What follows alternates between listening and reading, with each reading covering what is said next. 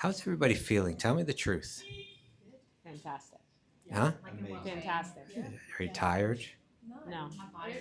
Okay, Kat's tired over here. Aw. Everybody else? Tired? I'm tired too, actually. Socially exhausted, a lot of talking going on. All right. So I'm just letting you know I'm a little tired today, so I don't know if I'm going to go slower. Generally, you start talking, you get revved back up, and then you crash afterward. Yeah, but anyway, let's dive into it. Right? We entered the 7th chapter yesterday, and we got a good start on it. But why don't we just go back a little bit and reference that, and even go connect it to the 6th chapter. I'm beginning to surrender to the idea that we're going to finish this Gita in some way or another, but how much we can cover every chapter, I don't know. But some of these connections and transitions are really important. And of course, that transition from the 6th chapter to the 7th chapter is really important because finally there was a breakthrough with Arjuna, right? If we were witnessing this conversation like a intervention of some sort or like some kind of therapy. I never really went through therapy. Maybe I need to. Helpful. But I'd imagine like there's breakthrough moments, right? Yeah. Where like the therapist is saying, okay, we're getting somewhere now, right? That was a breakthrough. And Arjuna broke through when he said, I don't think I can be a yogi like that. I don't think I can be a yogi that walks away from the world the way that you just described it. And with that admission was the fear that I don't know if I can be a yogi at all, right? He heard a beautiful description about finding God in your own heart through the path of Ashtanga yoga. Wow. And that's how he had always pictured yoga, as Ashtanga yoga. That's the beautiful vision of the kind of state of consciousness that he could obtain where you feel God within your own heart and then you see God everywhere. And you attain this inner joy that's boundless, and you never stray from the truth, and you feel like I've gained the greatest thing there is to possibly gain, and it's not shaken under the most difficult circumstances. Wow. But now that you described it to me in detail, I always had this romantic picture of the yogi out there, but now that you describe just how hard it is and just the qualification that it's required of it, I don't know if I can be a yogi. So there was an admission which was a breakthrough. I give up. I'm not going to be the guy that walks away from the world. But there was also the fear, I don't know if I can be a yogi. And what did Krishna say to him? Who wants to share with me? Someone raise your hand. What was Krishna's response to that from Arjuna? Dominica, would you like to answer? That there's another way, there's another path. You don't Yes. have to worry, there's another path that you can do. But there was more to it than that he said. More to it than just it being another path. Yes, Freya. No, go ahead. There are other paths, but they all lead to the same place, and bhakti is easier and faster. That's kind of what he was saying in the 5th chapter, especially. He mentioned those things, but you're kind of just on the edge of it. And I think we can complete that here, the tip in. Surrender to me. Well, yes. Oh, but he said, you can be a yogi, Arjuna. You should be a yogi. I'll always think of me. And he said, and the best yogi amongst all the yogis is the yogi that's always thinking of me. The yogi that abides in me, takes shelter of me. Right? Abides. The devotee abides. And who abides in me, takes shelter of me, with great faith worships me, always thinking of me within. He says they're the most connected in yoga, and they're the highest of all. Oh, wow. Okay, so there's another path. The path has to do with always thinking of you within, with faith, with some kind of love. That worship is indicating some love is there. Okay, you've described for me another path of yoga. Well, how do I do that? How do I always think of you?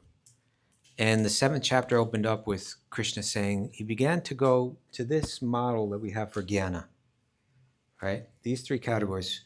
We're going to hear about this later. He's going to define knowledge of these 3 subjects as being knowledge. Like that is real knowledge. Knowing these 3, knowing about them and knowing how they relate to one another. Here in the 15th chapter, it's going to be called the knower and the field. The knower of the field and the field. And this is described as the knower, the soul, and the body is described as the field. And then he says, and there's another knower, and that's me. And so these are the 3. But I'm just making it, just kind of boiling it down. There's God, there's the soul, and then there's the material energy or matter. If you understand these 3. So Krishna went through them in the beginning, said earth, water, fire, air, ether, mind, intelligence, and false ego. These are my separated material energies right there. Okay? He said, besides this, there's a superior energy. This is a conscious being, superior, which is trying to exploit the material energy, trying to enjoy it for itself.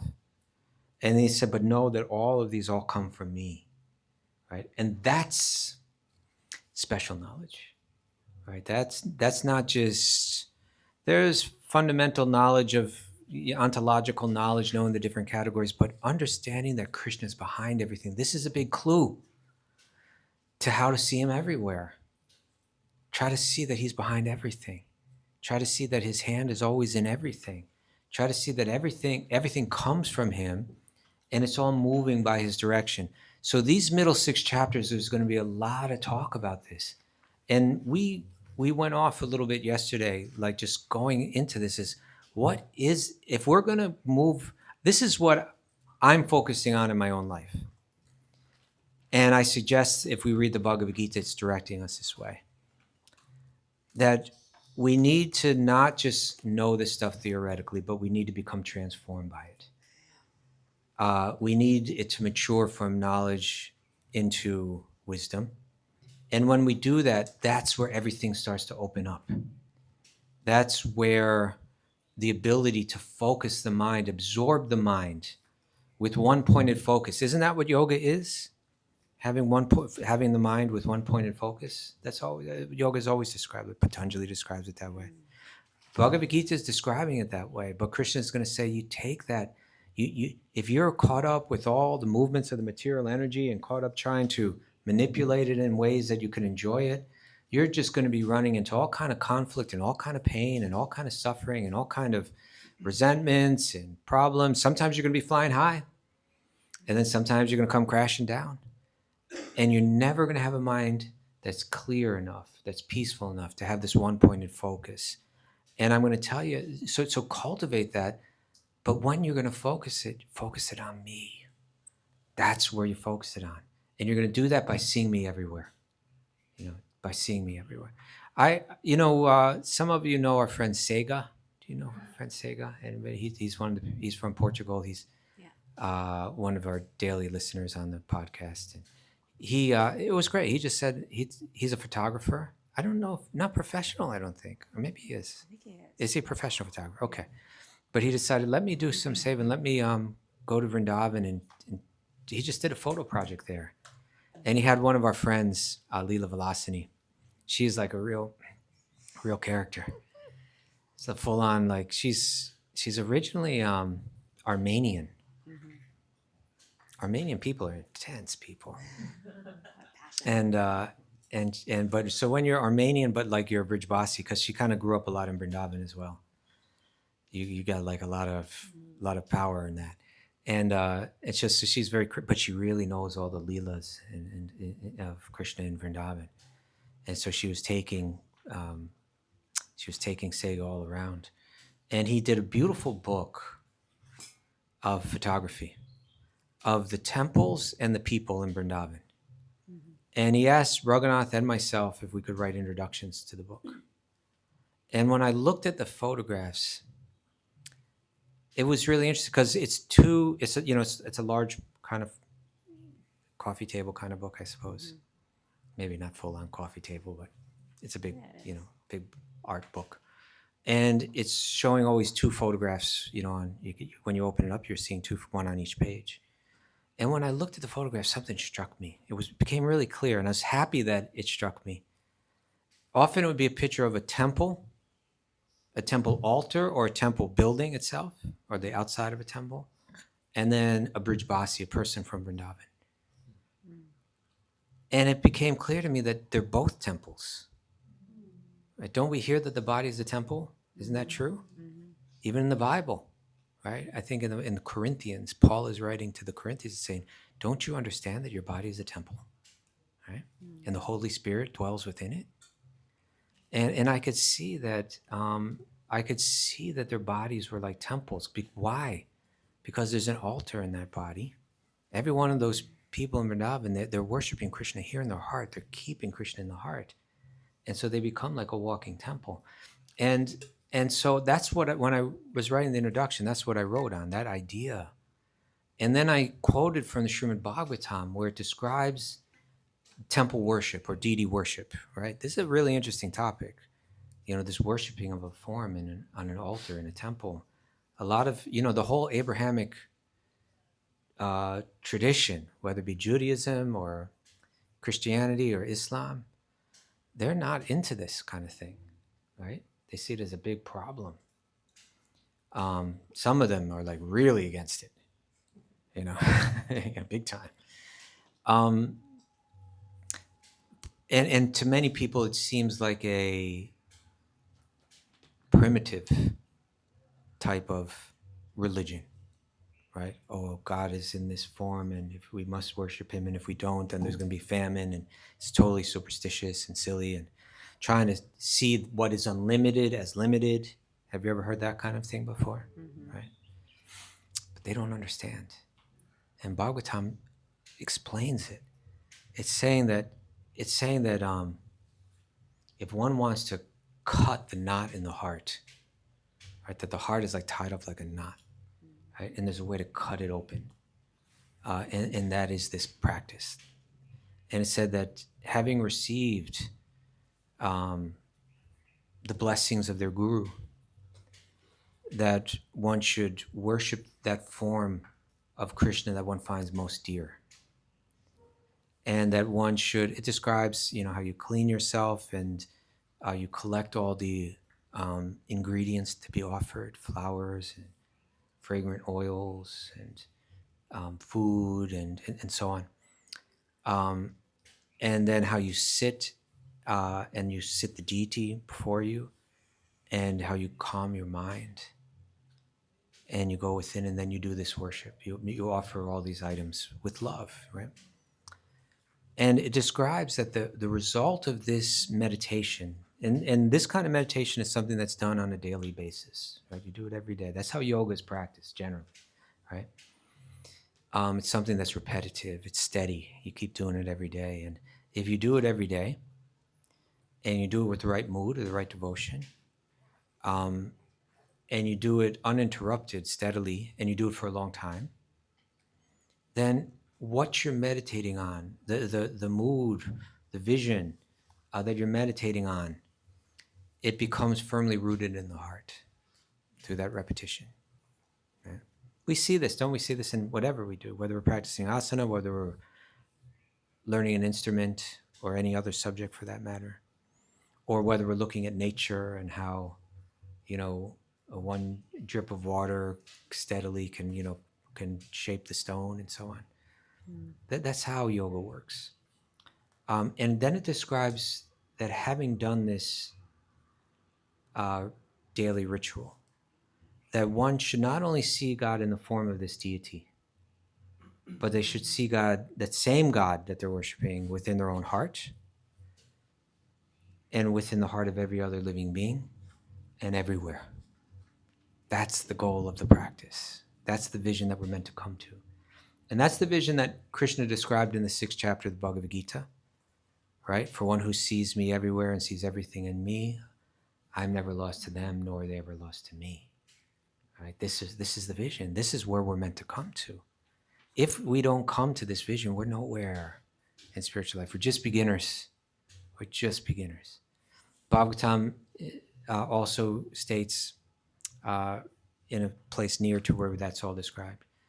It says, Archiyam eva hariye pujam ye sharadheyate natad bhakteshu chanyeshu sabhakta prakrita smritaha. That one who can see God in the temple, on the altar, but they can't see God within the hearts of every other living being, they're a materialistic devotee, just a beginner. They're hardly advanced at all. They're practically not even really a devotee. Right? So we may find ourselves falling in that category, so let's practice this. And the Bhagavad-gita is just what I want to share with you. That's why I'm sharing all this right now. What I want to share with you is, now let's open up and see how this message is being repeatedly stressed by Krishna. We saw yesterday how he said in that verse that I just quoted, seeing him in everyone, seeing him everywhere, right? We saw at the beginning of the 6th chapter that he said, there was that verse where he said that one needs to be able to see friends and enemies as the same. Mm-hmm. Remember that? Mm-hmm. He's talking about how we relate to people, right? In the 5th chapter, don't you remember that verse where he said, a brahmana, a cow, a dog, an elephant, a dog eater, how he sees the equality in all of those living beings, how we relate to people, right? If we go back to the 4th chapter, remember he said, there's nothing more important than transcendental knowledge. And how do you get transcendental knowledge? Does anyone remember? No, well, detachment comes with transcendental knowledge, but there was a verse where he said, this is how you get transcendental knowledge. Anyone remember that? Yes. By approaching a spirit, tadvati pranipatena pariprashnena sevya. Approach one of these knowers of the truth, right? And what exactly do you do once you approach them? Render service unto them and Yes. Surrender to With humility, you pose questions to them, and you render service to them, and that they can show you the truth. They've already seen the truth. They can show you the truth. And then the next verse said what that truth is, what it is that you see. Does anyone remember that? What do you see? When you receive true transcendental knowledge from someone that has it, what do you see? He said, you'll see every living being as a part of me, or that they are mine. Okay? You see a repetitive message coming up here? That how we see people and how we relate to people is intimately clear, is essential, central to how we understand God, or to how we understand spirituality. Krishna's repeating this again and again. He's going to keep coming back to this too, right? So that's 3 chapters in a row. 4th, 5th, 6th chapters, right?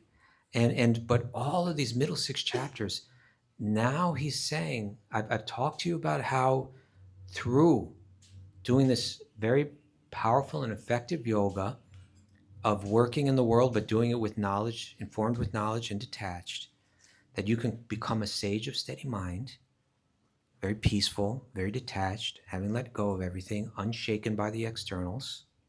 Arjuna, you're very shaken up right now, I can see it. But you could become like this, and that will give you the opportunity or the ability to, that peaceful mind will give you the opportunity, the ability to move to absorption. Thank you very much. To absorb your mind, right? To have a deeply absorbed mind. That's going to, when you have that more deeply absorbed mind, you're going to see things that other people never see. In Patanjali's yoga, there's regulation of one's lifestyle, regulation of one's body, regulation of one's breath, regulation of the senses. All of these are there to help support meditative focus. And so once one's mastered all those and has the advantage of all those, then one begins to practice concentration. That's called dharana. And then if one can begin to hold the mind on one object, concentrate the mind on one object for longer periods of time, that's called dhyana. That's the next stage, right? And it's said that if you can concentrate your mind and really, this is an advanced yogi. It's way beyond It's way beyond what most people that practice meditation are even close to. But if you can hold the mind very firmly, deeply absorbed on one object for lengthy periods of time, Patanjali says that like secrets get revealed to you about the nature of that object that nobody else is picking up on, right? Subtle things like that. And in essence, what Krishna is saying here is that if you bring your mind to me, I'm the root of everything. You're going to begin to see subtle things that other people aren't noticing. And especially what you're going to see is you're going to see me everywhere. You're going to see me behind everything. You're going to see me within everything. You're going to see everything within me. You're going to see it all the time. But you're going to need to have that meditative focus, right? So develop that meditative focus, right? That's the highest yoga of all, right? Yoginam api sarvesham madgaten antar atmana, right? Amongst all the yogis, the one that's meditating on me within all the time, they're the one that's the most advanced in yoga, most connected. So this 7th, 8th, 9th, 10th, 11th, 12th chapters are all about that meditative focus. And Krishna is going to say again and again, Satatam yuktanam, always be connected to me. Ananya chetaha, with the mind, ananya. Anya means, anyone know? Anya means like other. Ananya, without any other, like focused. Focus your mind on me. Bring your mind to me. See me everywhere. And so he opened up by saying, and so see the technique, right? Then the question is, how do I see you everywhere? He said, these are my energies, right? These aren't separate from me. These are my energies. They're all coming from me, right? There's the material energy. That's my energy. It doesn't come from any other source. It comes from me. There's the jiva. You're one of them. That also comes from me, right? And then there's me. And know that I'm the one that's the how did he say it? I think he said, I'm like the origin, the maintenance, and the dissolution of all of them, right? They're all of this is all my energy. How could you see it and not think of me, right? So he was giving a formula there. See me behind it all as its origin, as the one that's regulating it, as the one that's making it move and shift in response to your desires, but it's all happening by my power, under my supervision. All this is a message that's really going to come up. But do you see that strategy now? Right? Everything's Krishna's energy, and Krishna's regulating it all. So if that's the fact, and I know that, shouldn't I be seeing him everywhere? Shouldn't I see whatever I see? Shouldn't I see Krishna behind it?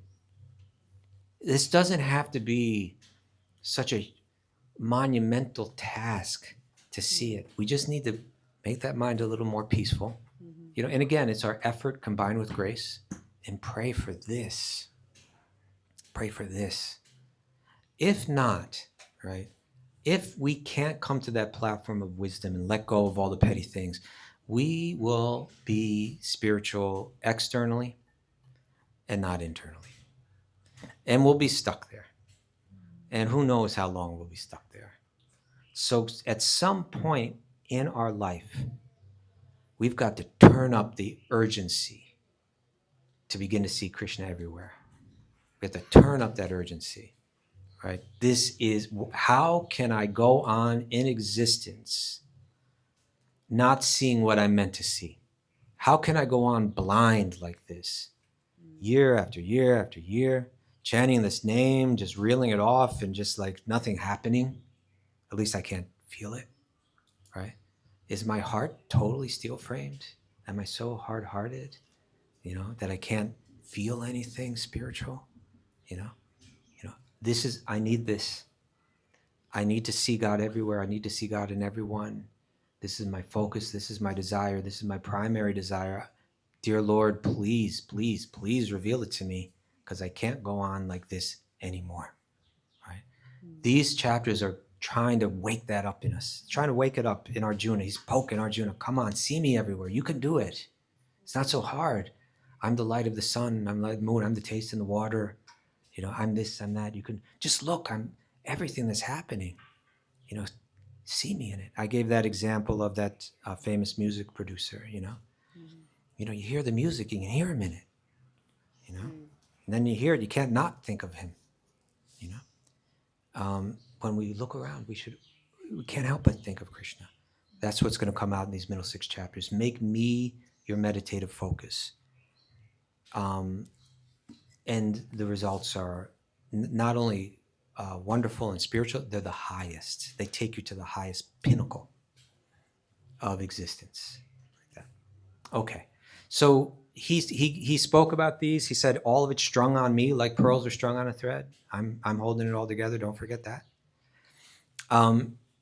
And then he began to say, you know, this energy is really difficult to overcome when, you know, you get fallen illusion and you don't see what's there, and you're stuck thinking, let me enjoy the material energy, and you suffer because of it.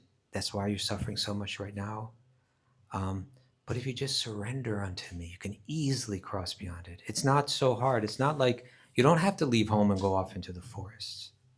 You don't have to learn every Vedic mantra and chant it with precision, intonation, and so on. That's the Vedic path, the Upanishadic paths. He says this one is not so hard. It's actually quite easy. What do you have to do if you want to cross beyond the material energy? Text 14.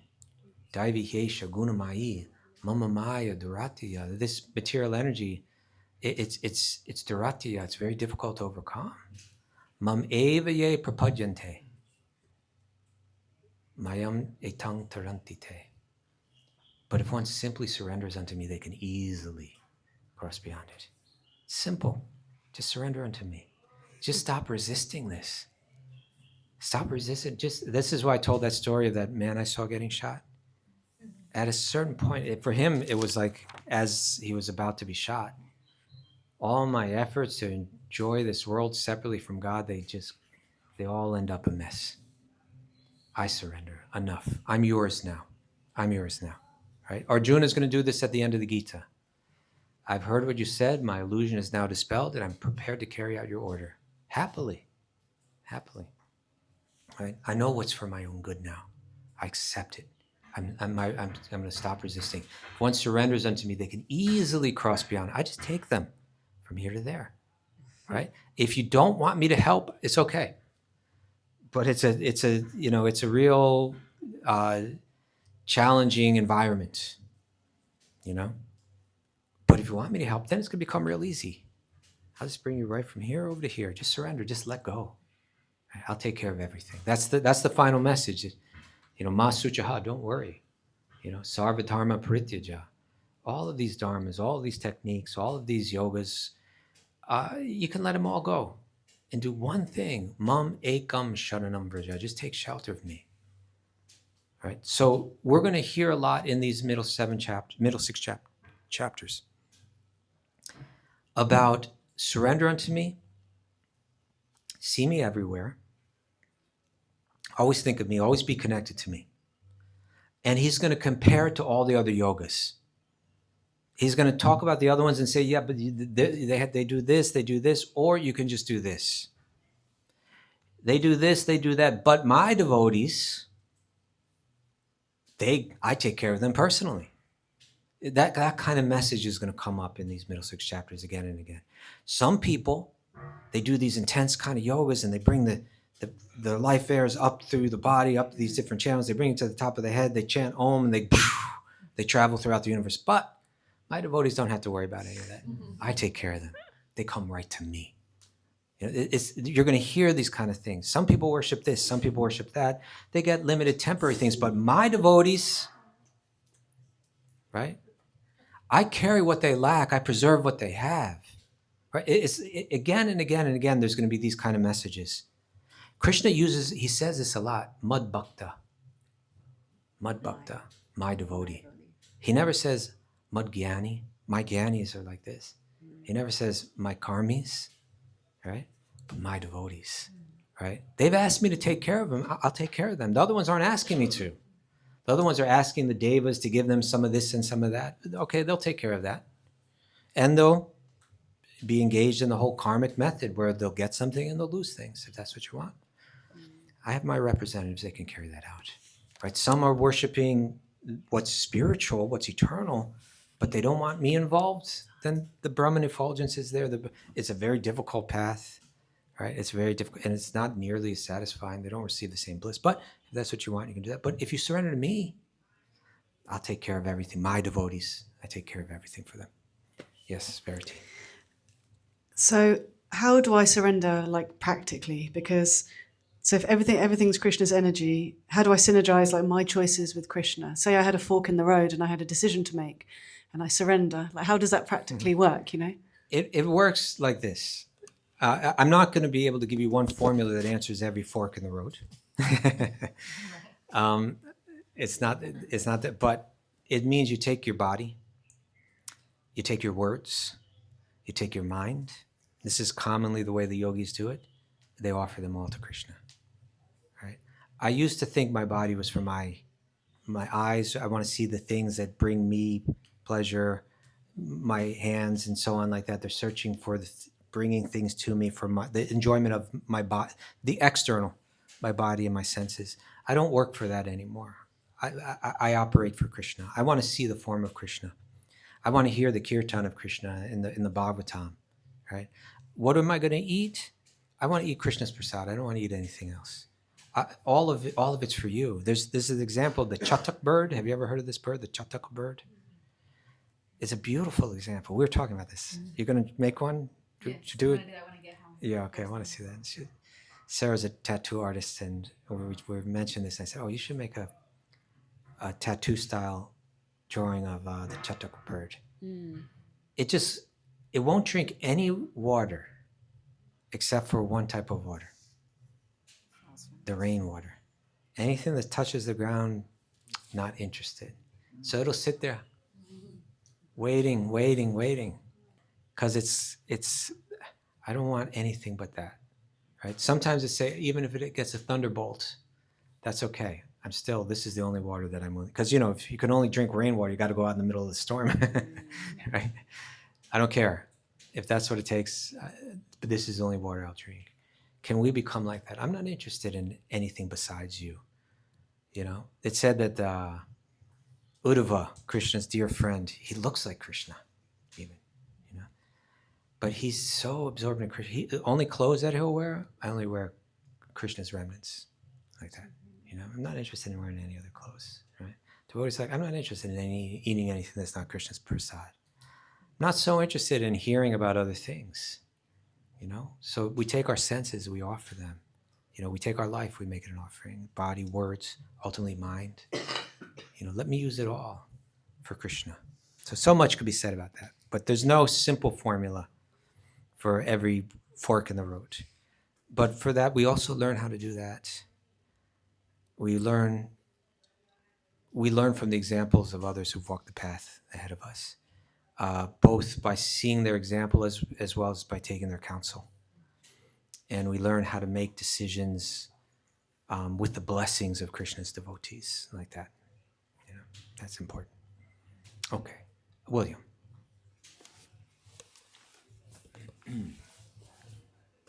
Thank you very much. Thank you. I was just considering, we're here because we wanted to know what it was like to be the enjoyer, fundamentally, is my understanding, what it was like to be Krishna. Mm-hmm. And so he's created the material world. And one of the things that kind of used to like not resonate with me, it's like, but he's kind of gone, well, you can feel what it's like to be the enjoyer, but I'm going to give you this illusion where you'll never actually be happy. Okay. So it's kind of like, well, did you really satisfy me, or did you just, create conditions which coerced me to become your servant again? And then eventually, and then I just had this insight now, which is like, actually, maybe he did give us something, because the impersonalists have the effulgence, they have nirvana, they have that space, that oneness. And my understanding from this tradition is that is a legitimate place and you can go there. Yes. So actually, maybe that's what he's created. He's created Maya, and now it's up to us. We can go back to Krishna, or we can go to the oneness. And maybe that's how it's reconciled here. Well, that's one way of reconciling it. But of course, what the Bhakti Vedanta says, even that feels great And it may feel great for a long time. But at a certain point, it's going to feel empty. It's like, say, you know, you have a high stress job and it's just conflict and pressure, stress. And then you take a vacation and you go to the Bahamas and you go out and sit on the beach.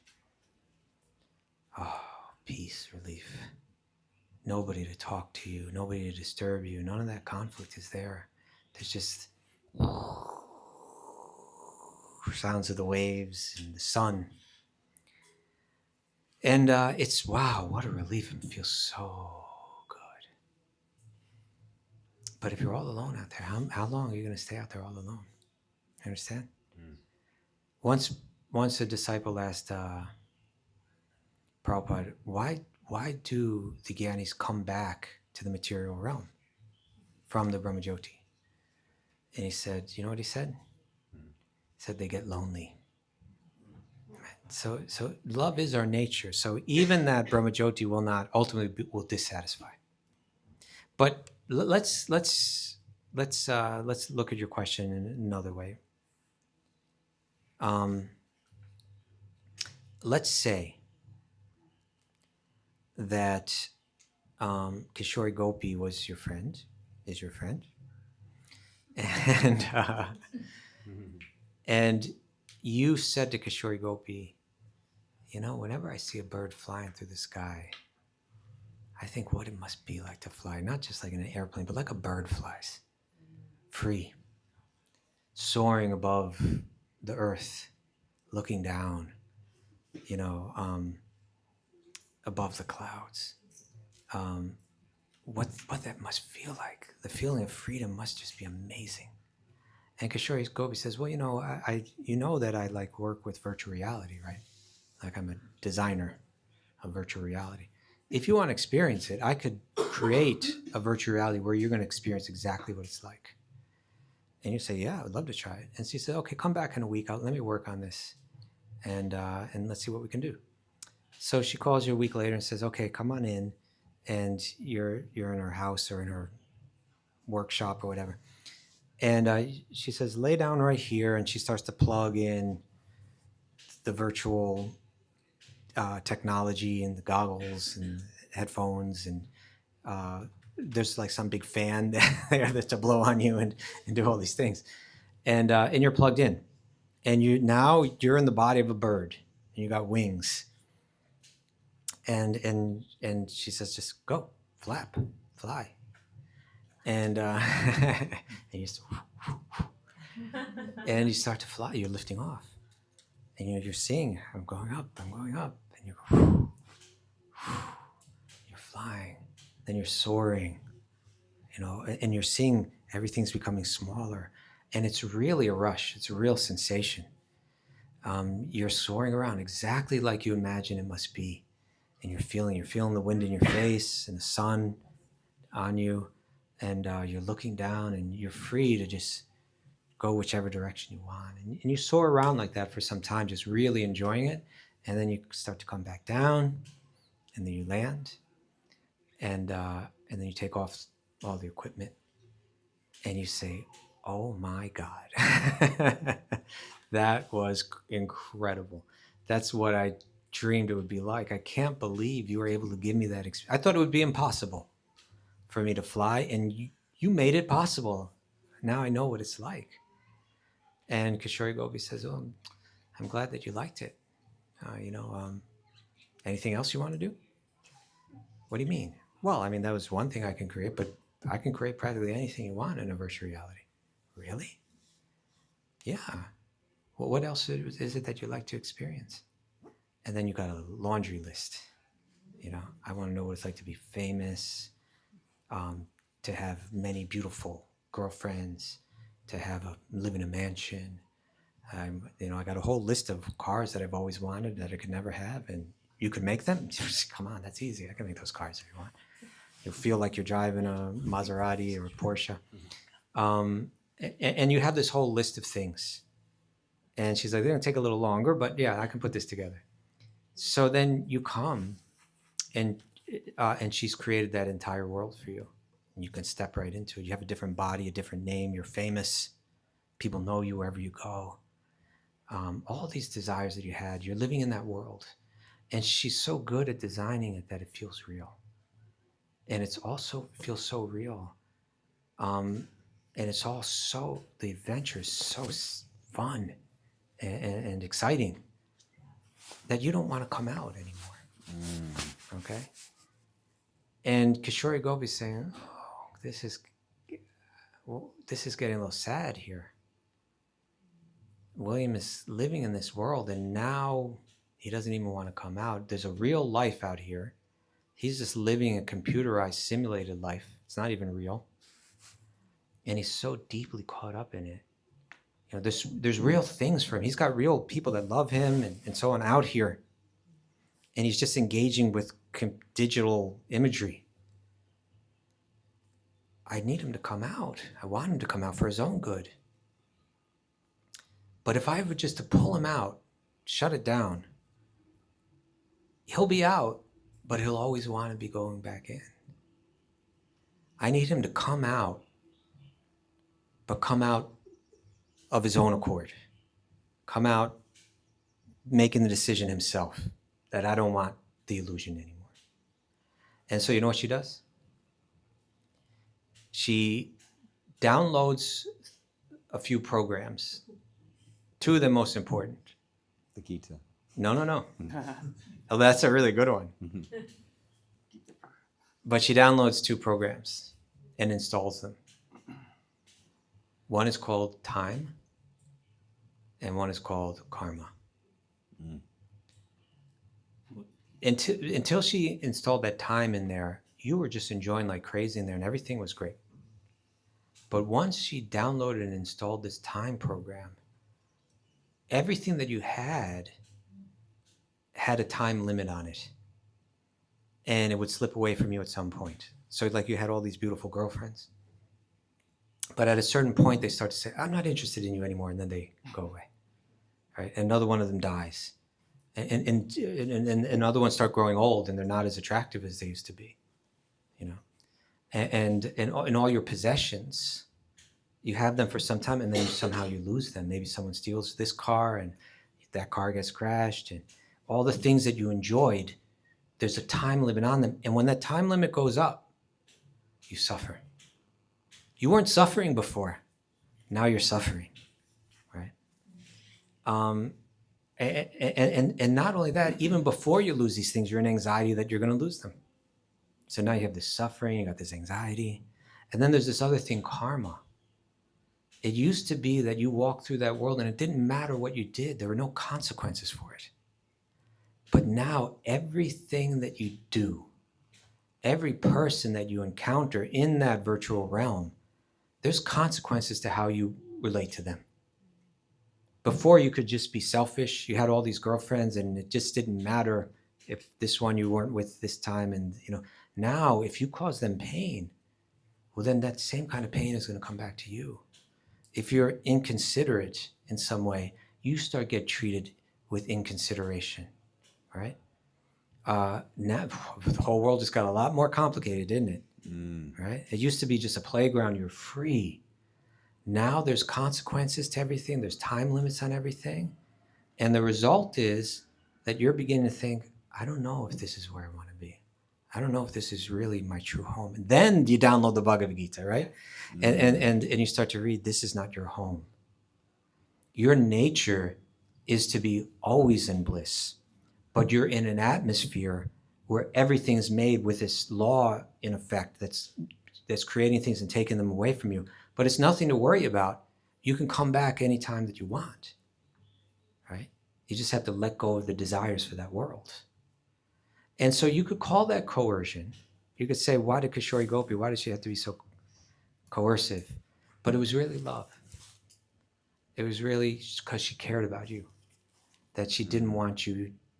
She wanted to fulfill your desire on one hand, but she also didn't want you to get lost in that desire forever.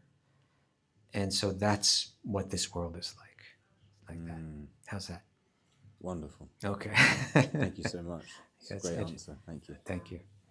Thank you so much. All right. With that, Shall we dive into the so let's go ahead and take that analogy a little bit further, right? If Kishori Gopi, let's say it wasn't Kishori Gopi, but it was Krishna, that was, or let's say it's Kishori Gopi. Well, we can't. It's the same. But the point is that with Krishna, the whole point is that if we realize that he's the designer of the virtual reality, he's the one that's behind it, and that we have a relationship with him that will be entirely satisfying, then it's kind of like, like the car that you drive was created by Krishna, the programmer of the virtual reality, right? And the circumstances that you find yourself in, they're all created by Krishna. And the house that you're living in, that's Krishna's energy. And the sun in your virtual reality, that was Krishna's creativity that created that sun. That sun was born from the mind and the heart of the programmer, Krishna. So now the idea is that Bhagavad-gita that you're reading in the virtual reality is saying, when the sun rises every morning, remember that the programmer created that. How beautiful it is, the warmth that it gives you. That was that programmer taking care of you. That came from the mind. It's the design born from the mind and the heart of the programmer. So how can you not see the programmer everywhere you look?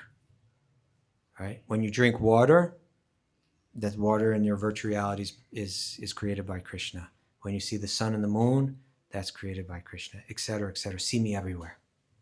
That makes sense? Okay, these things are tying together, Yes. right? Okay, so Krishna's saying there's an easy path. You surrender unto me. You see me everywhere, and then you say, enough. I don't want the virtual. I want you back, and I'll make it very easy for you to come back. But then he says, and this is where we're picking up, he says, but there are 4 kinds of people that never surrender. They just don't do it. All right. If we're like this, we don't surrender. And that's where we were today. I think we got to go up further. Oh, no, here. Oh, we didn't read 19, did we? What's before this? Roll it down a little bit. Yeah, here we go. There we go. Okay, 15. I'm not going to describe, he's going to describe 4 people that surrender and 4 people that don't. That's 8 categories. That's going to take a long time to get into them all. But let's just hit them quick. Those miscreants who are grossly foolish, who are lowest among mankind, these are all different categories. Whose knowledge has been stolen by illusion and who partake of the atheistic nature of demons do not surrender unto me. And examples are given of these different categories. But these are people that are pretty determined. They don't want to reconnect. They don't even like the idea that there's a programmer that's superior to them that created the whole world that they're living in. No, this all just came about. This whole virtual reality just came about on its own. Don't tell me that there's this superior power that created the world that we're living in.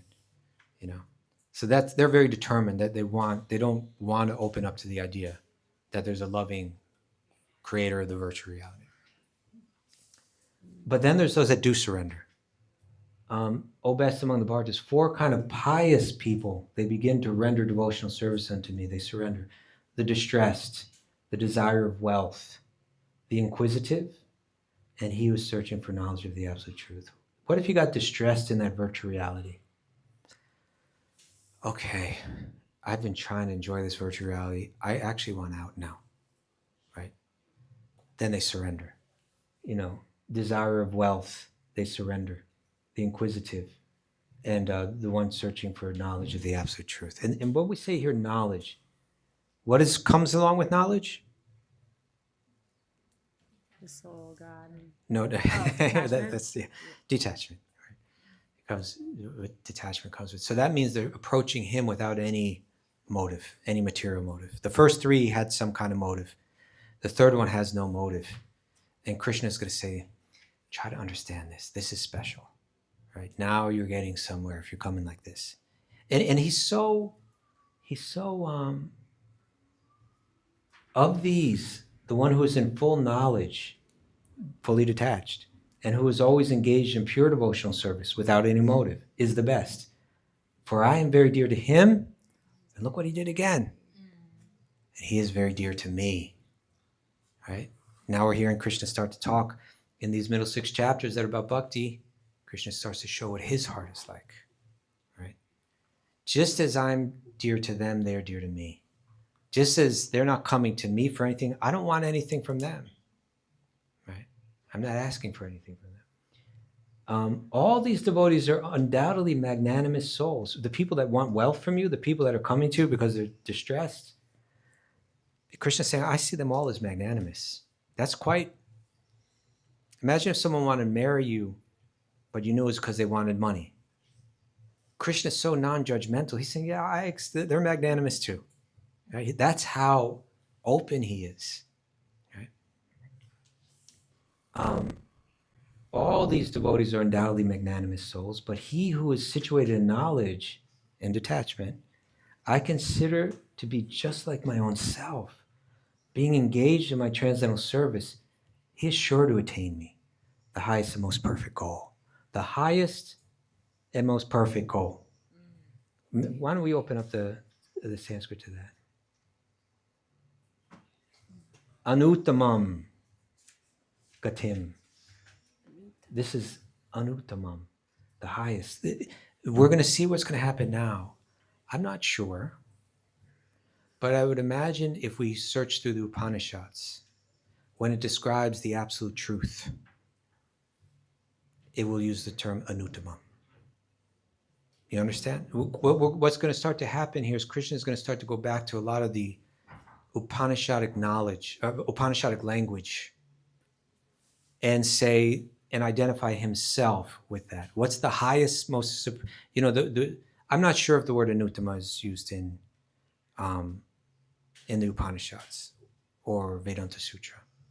You want to check ChatGPT quick? It's on the left. Ask, is the word anuttamam used in the Shruti? S-R-U-T-I. Not sure if ChatGPT will be able to figure it out, but it may give us an example of where it is used. But a lot of the words he's going to start to use now, avyayam, that which never ends. The absolute truth is spoken about in these kind of terms. And did we get something? I didn't recall the question. The question is the word anuttamam used in the Shruti? S-R-U-T-I. Let's see what it says. I definitely didn't spell anuttamam right, did I? You got it, I think. Let's see what it says. Come on. It's checking. Short answer, no. Okay. Short answer, no. I had a feeling it might not be. But this is the kind of thing, it sounds like, and it'll probably say that there are words similar to it. That is my guess. What is it? Could you want to read it to us? Let's give you the microphone. Why don't you read into the microphone?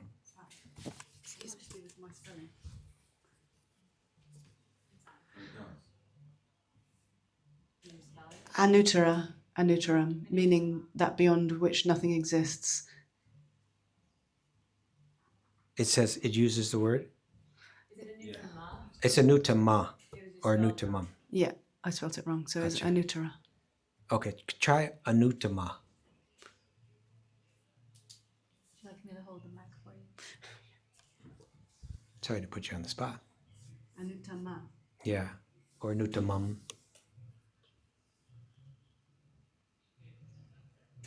See what comes up. No. Anuttama, unsurpassed, beyond the highest. The exact, could you blow it up a little for us?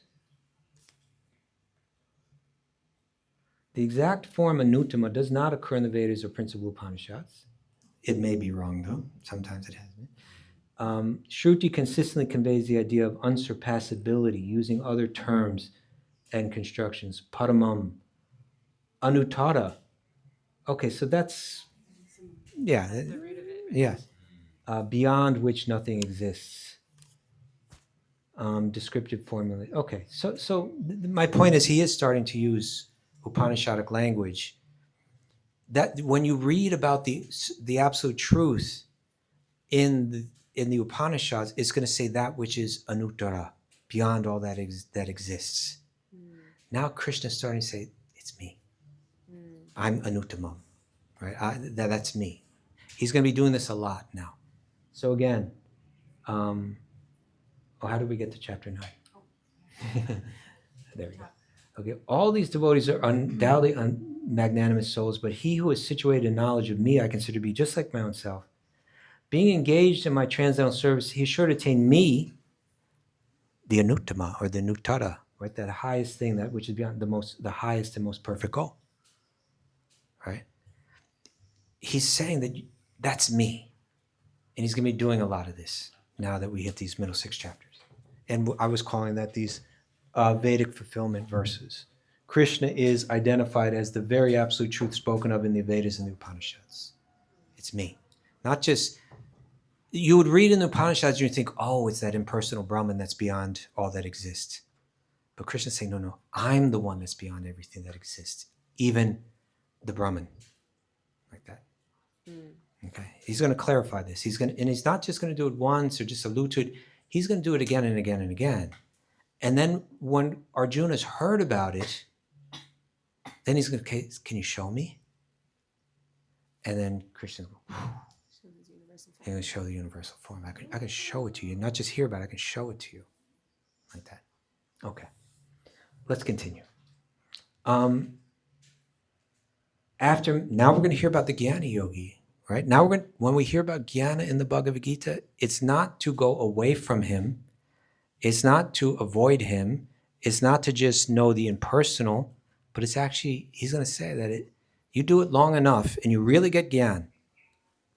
Why don't you open up that one, text 19. Bahunam janmana ante, at the end of many births and deaths. In other words, you've been practicing Jnana for many lifetimes. Jnanavan. Avan means the possessor of. Jnanavan, when one really possesses knowledge, when they achieve the goal of jnana and they attain that true deep knowledge, mam prapadyate, they surrender unto me. Right?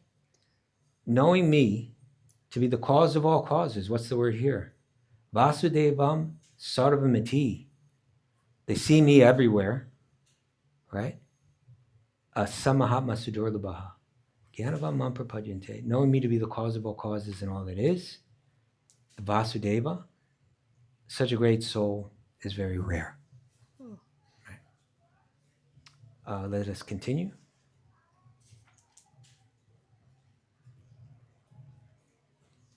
Now he's going to talk, that was about the Jnana Yogis. Now he's going to talk about the Karma Kandis, right? Those that are worshiping the Devas for the things of this world. You see, now he's comparing things. A lot of comparison going on in these middle 6 chapters. Bhakti compared to worshiping the impersonal absolute. Bhakti compared to worshiping the Devas for the things of this world. Bhakti compared to doing mystic yoga to achieve mystic powers and so on. He's going to start to compare now. Those whose intelligence has been stolen by material desires, right? Desires become truth blockers. They surrender unto the demigods and follow the particular rules and regulations of worship according to their own natures. Where do they find those rules and regulations? In the 4 Vedas, Karma Kanda section of the 4 Vedas, right? But look, why don't we open that up, text 20?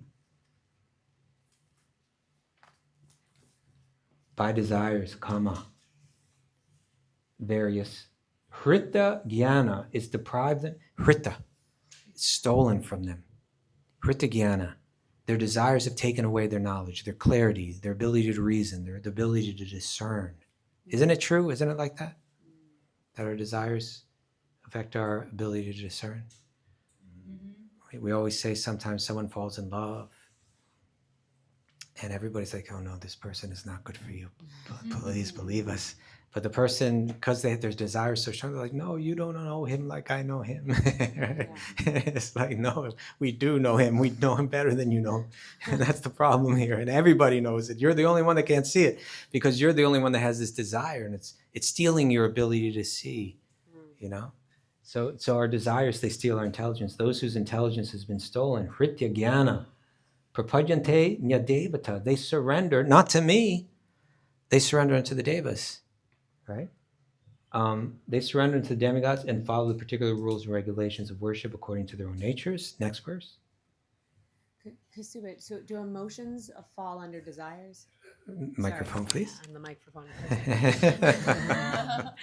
So emotions fall under desires Well, Or they're how do you certainly categorize connected. I mean, the things that we feel are connected to to our. what we desire Yeah, sure.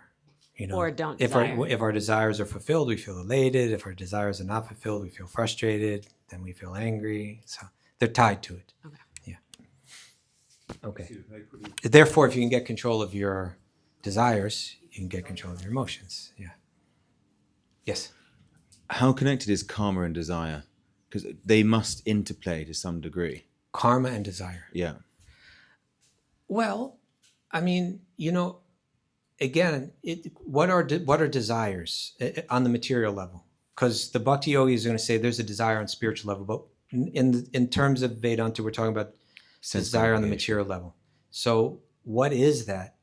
That's a programming within the mind, right? It's computer programming within the computer of the mind. There's a part of the mind called the manas. It's part of our cognitive faculty. It's an application on the computer of our mind, wherein desire rests, especially there. It's our decision maker, and it has its nature is that it responds automatically, impulsively, according to programming. Do you understand? Mm-hmm.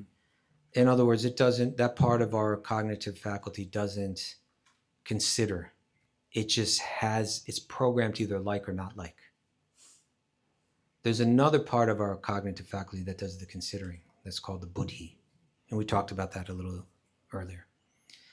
And so especially that manas, it's programmed to respond, I like that, I don't like that. That'll make me happy, that won't make me happy. And so based on that kind of programming, particularly if these applications, they interface with one another. So the buddhi, the reasoning, okay, we may as well get into this. Let's say a man's walking down the street. This is a good one for bhakti recovery.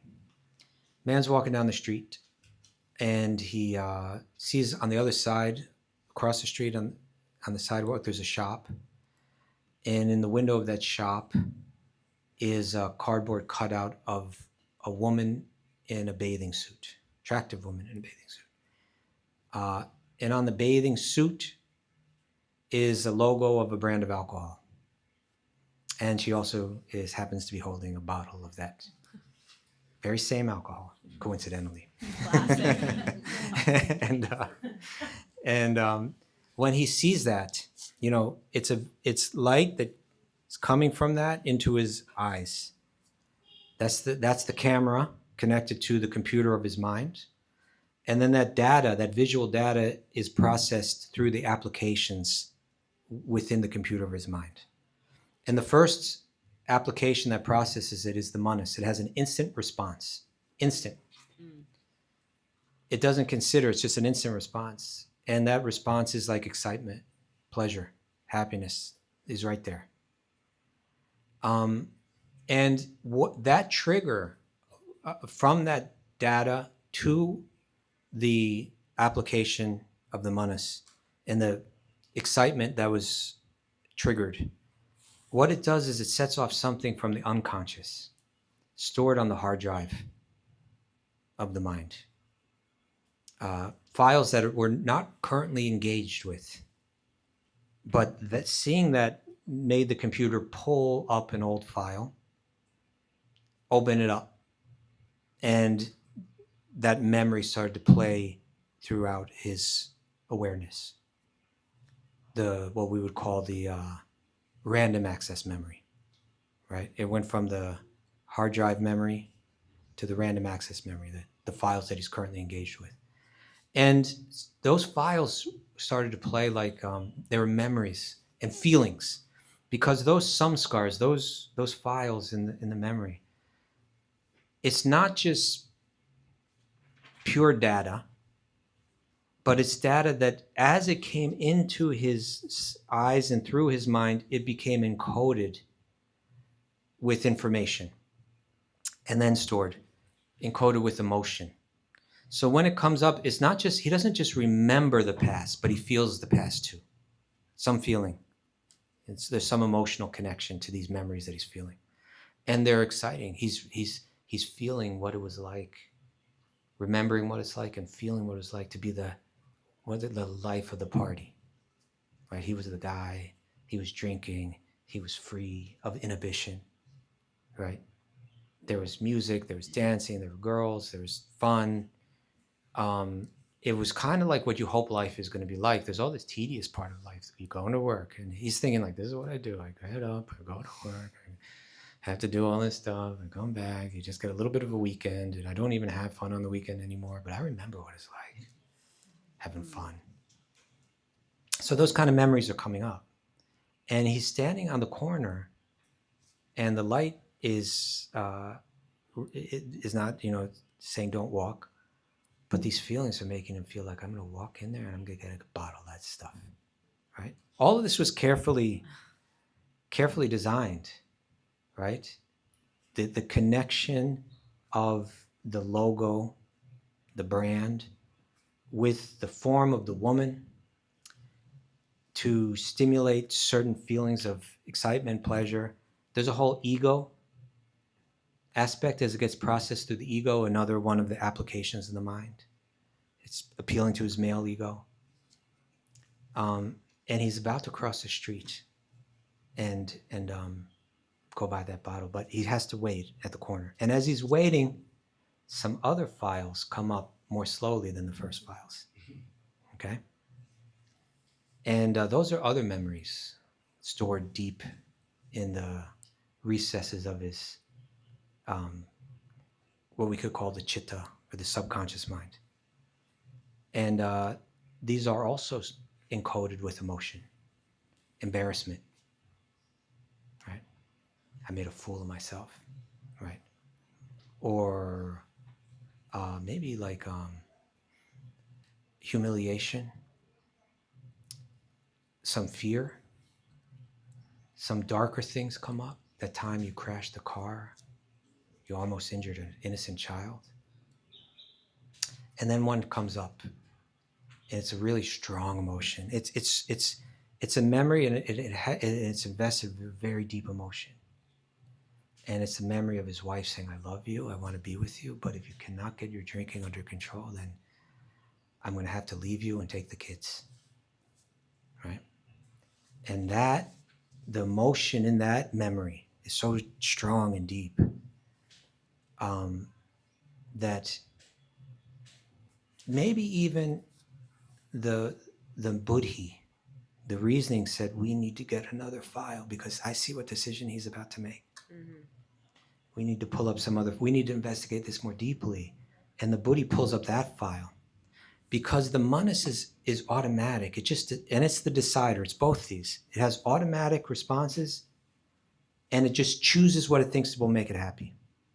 So the reasoning part says, you think that decision will make you happy? No, look. That decision will make you suffer.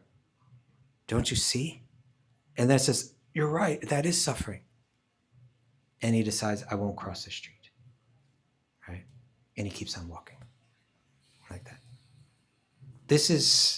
So when we're talking about Buddhi Yoga means that we process, so now when he walks down the street, he's engaging his intellect.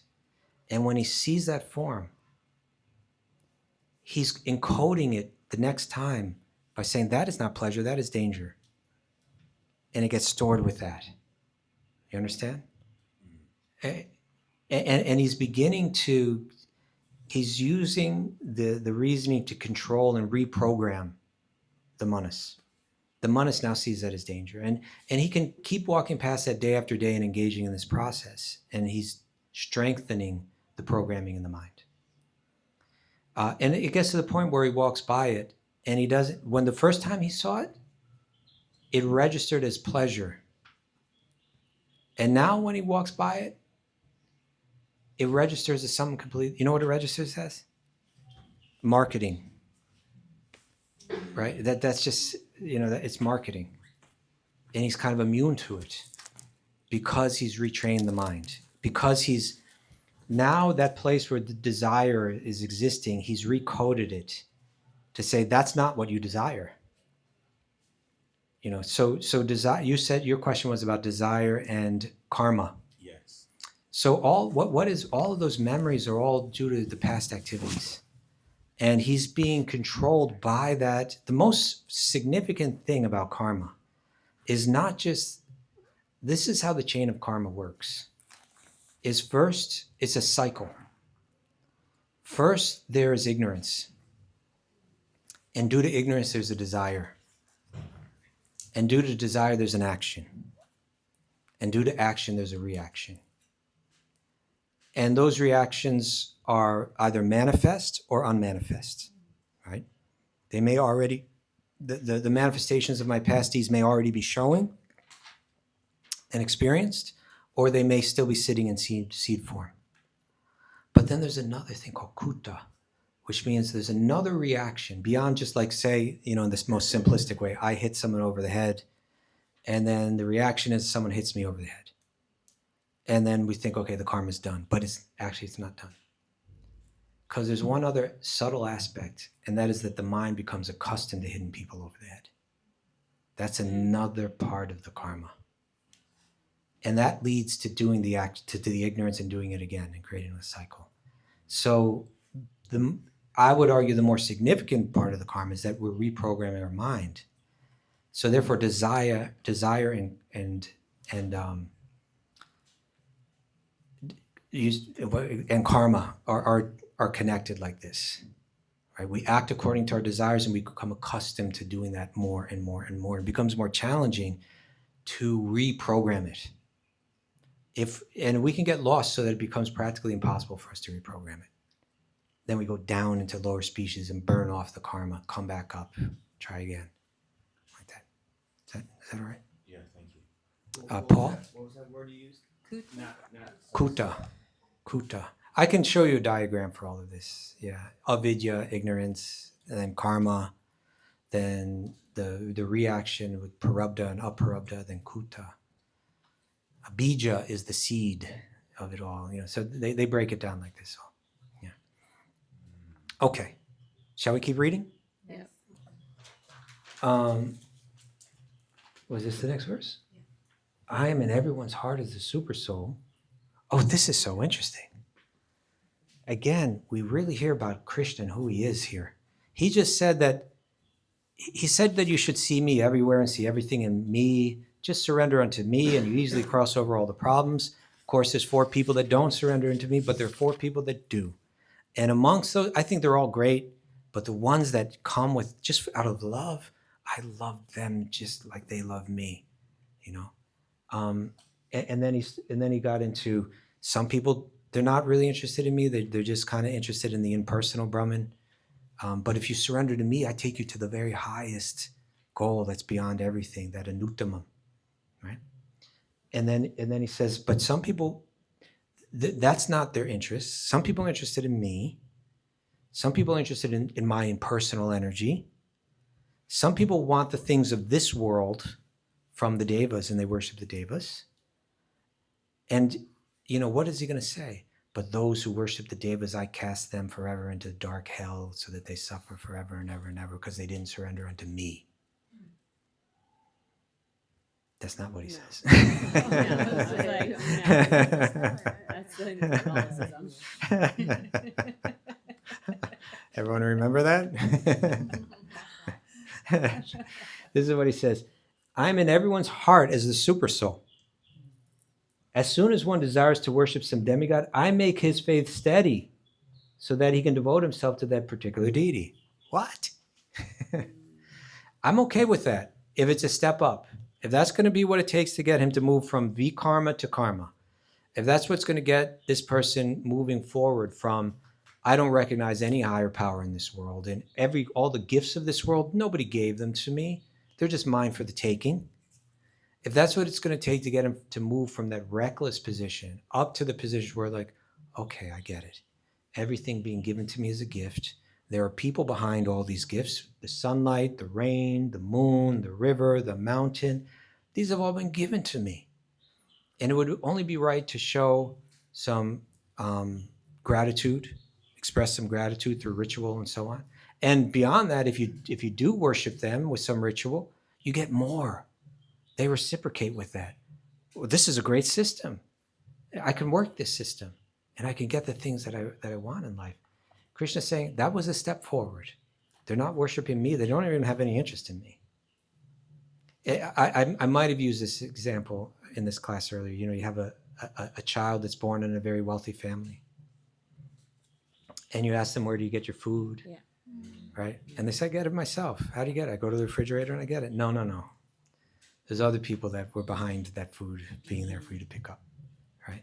Or if the servants are serving the food and doing the laundry and doing all these things, and if the child never thanks anyone, they just see it all like, yeah, that's the way the world works. My laundry gets done, like this, that, you know. No thanks, no gratitude. Really unevolved. But Krishna's saying, but if that person starts to say, thank you for doing my laundry, thank you for bringing me my meal, thank you for picking up the food at the grocery store, even if he's not thanking the parents are the ones that's paying for all of those, for someone to do he really should be thanking the parents, because you paid for that. Everything that I need in the world, you're providing. But if the person says, I don't even care about my parents, I don't see their connection, right? But I thank the person that does my laundry, the servant in the house. I thank the nanny. I thank this person and that person. The parents are saying, oh, that's good, right? This is a lot better that they're finally showing some gratitude. Maybe eventually they'll recognize me. And so Krishna sees it as a step up. So much so that he says, in their heart, I'm going to encourage them to continue with this kind of worship of the devas, because they're showing gratitude for all the gifts that ultimately I'm giving them. Make sense? Interesting theology, is it not? He doesn't say, I'm a jealous God. If you worship any other God than me, then you're in big trouble. And nothing like that. Okay. Endowed with such faith, he endeavors to worship a particular demigod and obtains his desires. But in actuality, these benefits are bestowed by me alone. I'm the one paying the person to do the laundry. I'm the one paying for the food that's in the refrigerator, etc., because I care about the child. Men of small intelligence. These are the actual words that he's using. I think it's alpametasa here. You want to open that one up?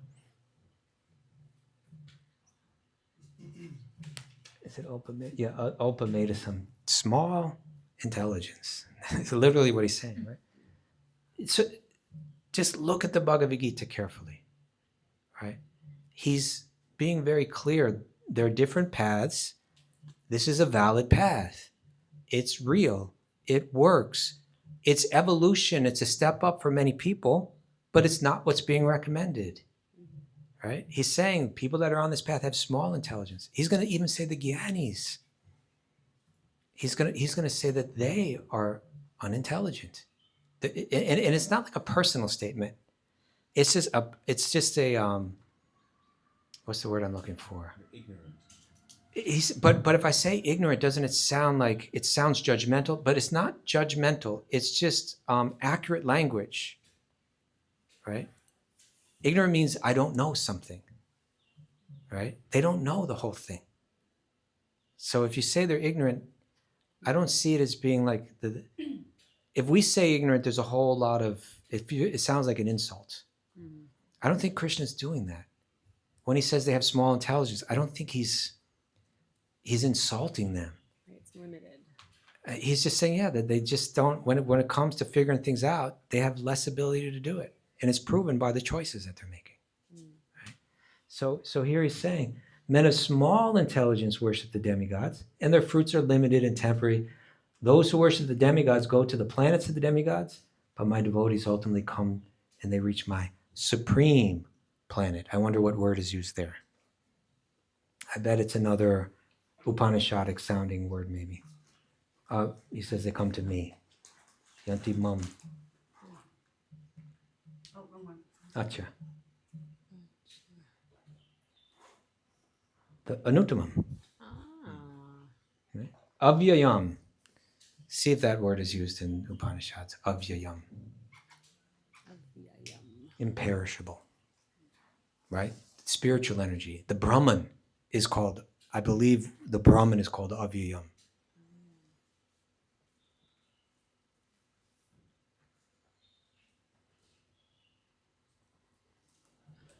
Give me a yes. You are a Yes. gambling man. Here's a clear text grounded answer. Avyayam, imperishable, undecaying, immutable. From the root to go, change. With avyaya, avyaya, that which does not change or perish. This is classic Shruti vocabulary. Okay, that's the point I'm trying to share here.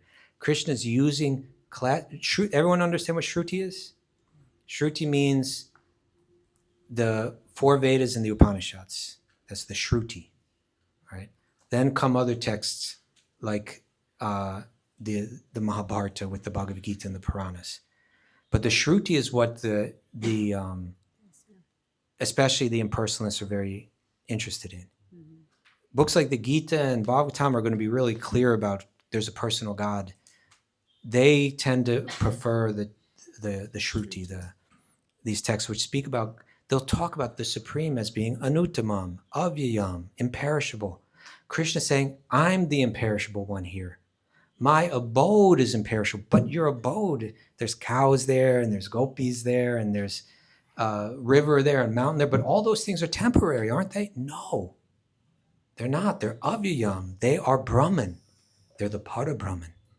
Right? He's using classic Upanishadic language to indicate to, it's kind of like saying, in these old texts, we were using this language in a very abstract way. I would say the Supreme is that which is imperishable. And now Krishna is saying the Supreme is me. I'm imperishable. Okay?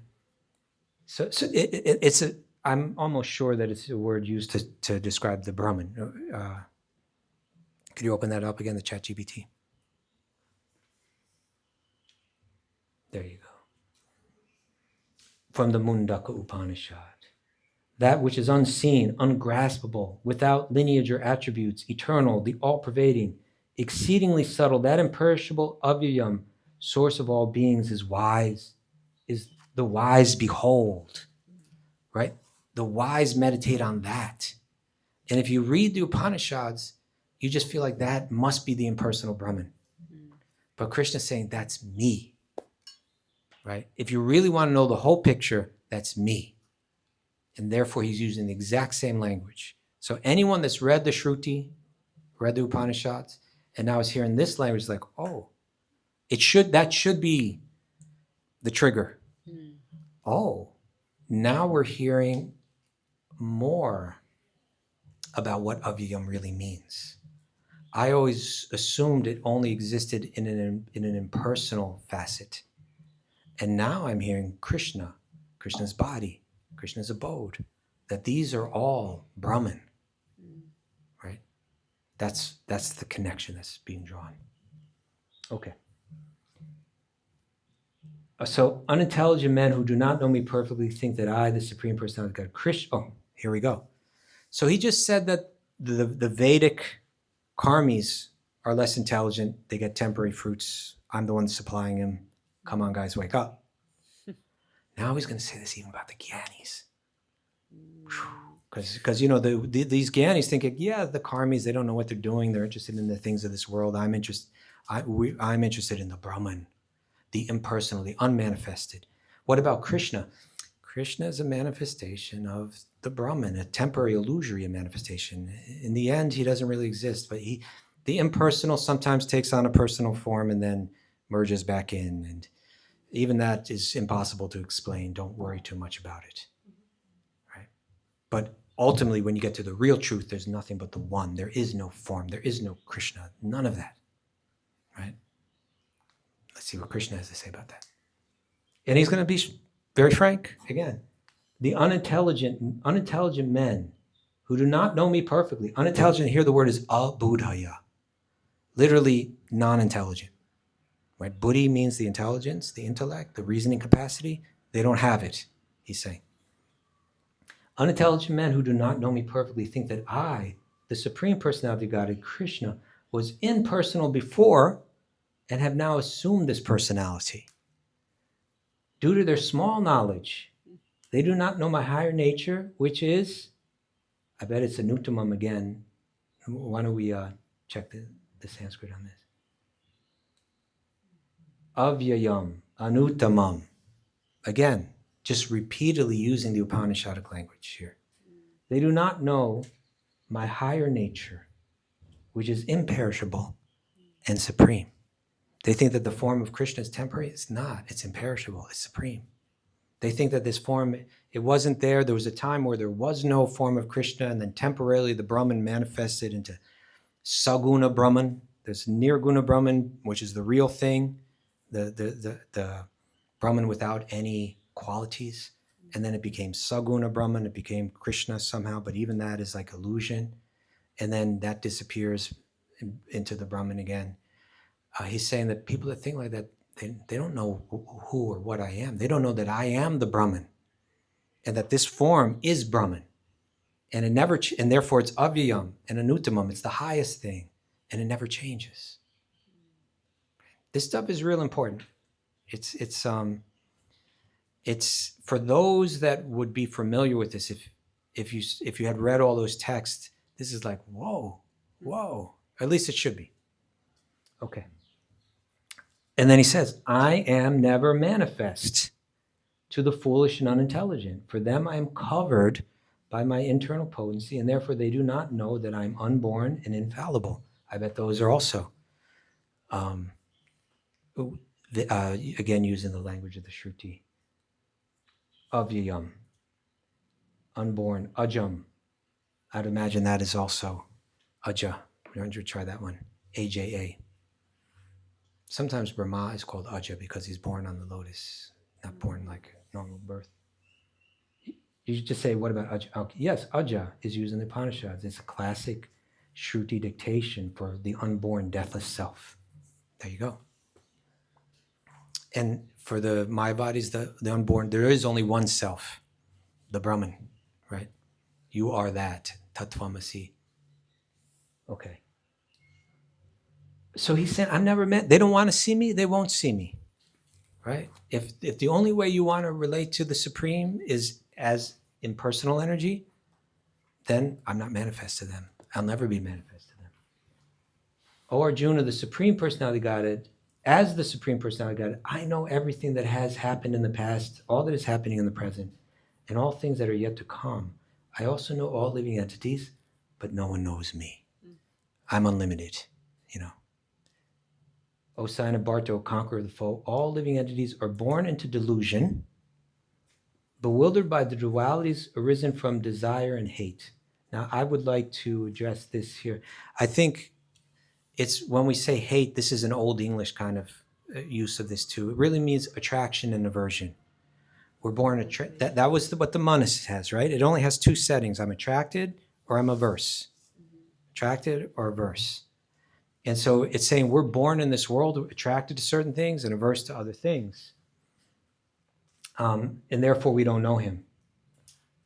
Persons who have acted piously in previous lives and in this life, and whose sinful actions are completely eradicated, are freed from the dualities of delusion, and they engage themselves in my service with determination.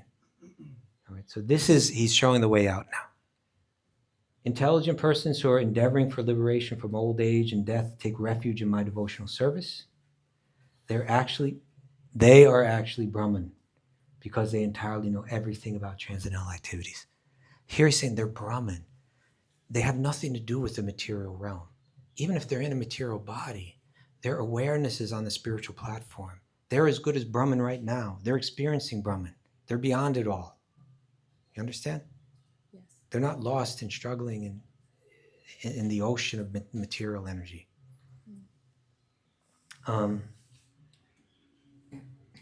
Intelligent persons who are endeavoring, did I read that? Yes. Those in full consciousness of me, who know me, the Supreme Lord, to be the governing principle of the material manifestation, of the demigods, and of all methods of sacrifice, can understand me, the Supreme Personality of Godhead, even at the time of death. Okay. So you can remember me all the time. Even at the time of death, you can be remembering me. If you just see me as the governing principle behind everything, see me that way. This is a lot of good information here, yes? 7th chapter. Questions about 7th chapter? Thoughts?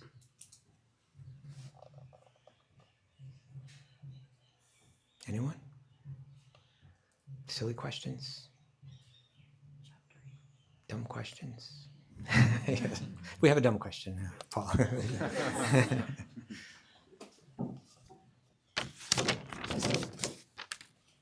So back to the manas and the buddhi, right? Yes. So through bhakti, we're developing this buddhi intellect. Then does the manas, it's still kind of like that instant answer, right? Yes. Based on the buddhi. So you're kind of rewiring both, like. Well, the idea is, there's the old Upanishadic analogy that the body is a chariot. You know this one? Body is like a chariot, and the senses are the horses that are pulling the chariot. And the manas is the first thing in contact with the senses, is the ropes. And the driver is the buddhi, the intellect. And the passenger is the soul, the self.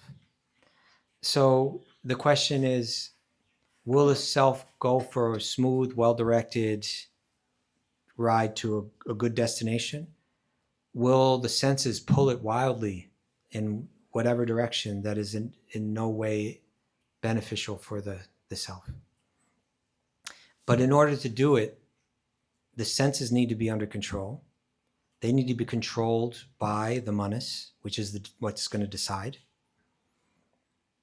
And what's going to have to be stronger than the horses, is going to be the driver, the intellect. So for yoga, that intellect, that reasoning faculty, the buddhi, becomes so important. There's no self-discipline without it. And so that intellect needs to be informed well with Shastra, and it needs to be exercised so that it becomes stronger and stronger and stronger. And so potentially, either one could potentially corrupt the other. In other words, the manas could just be stronger than the intelligence, and then the intelligence starts to work. A friend of mine once said, rationalization is the intellect in service to the false ego. Like that one? Like that. Rationalization. It means rather than my intellect being used to direct the whole thing according to yoga, the ego became more powerful. And now my rational side of my intellect has been corrupted by my ego, and it's working for my ego. Interesting, right? Like Yes. computer virus. Rationalization, yes, it's all a computer virus. Rationalization is the intellect in service of the ego, the buddhi in service of the ahankara. Yes. That sort of answered my question. I was just going to ask you to comment on the third subtle sense, the ahankara, and see how Yeah. that was connected to the manas and the buddhi, and then identifying with things that are not Yes. who we are. So think of it this way. It was said that we were all born into this world, and it's, with desire and hate, or in others with attraction and aversion. That means there's programming, and even that these applications have been there's settings on the applications, right? And so the settings in the application are set in a certain way.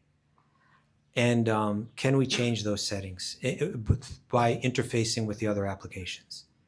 So the manas is telling us what you need to be happy. You'll be happy when you get this. You'll be unhappy if you get that. And the ego is telling us who we are. But it's all false information. You're this man, this woman, this body. You're from this nation. You're from this family. You're all these things. None of them are real. But it goes deeper too. You are cool. You're intelligent. You are sophisticated. You are whatever. And then we can get our intellect serving it, trying to prop that false image up. Or if that intelligence is being regularly strengthened and purified by transcendental knowledge, then it could potentially become well informed and stronger if it's exercised. And that's Buddha Yoga. And then it can gain control and reprogram the manas in such a way where the manas becomes favorable for yoga. Right? So the manas becomes, the Yoga Sutras say there's klishta and aklishta. There's favorable and unfavorable thought patterns. And so this is a way of purifying one's own thought patterns. What if, maybe at one point in my life, I like to stay up late. I like to drink. I like to eat ice cream at midnight and fall asleep watching the television. And then I started to associate with other people. Huh? Sorry, that's Everyone's our like, whole society. how did you know?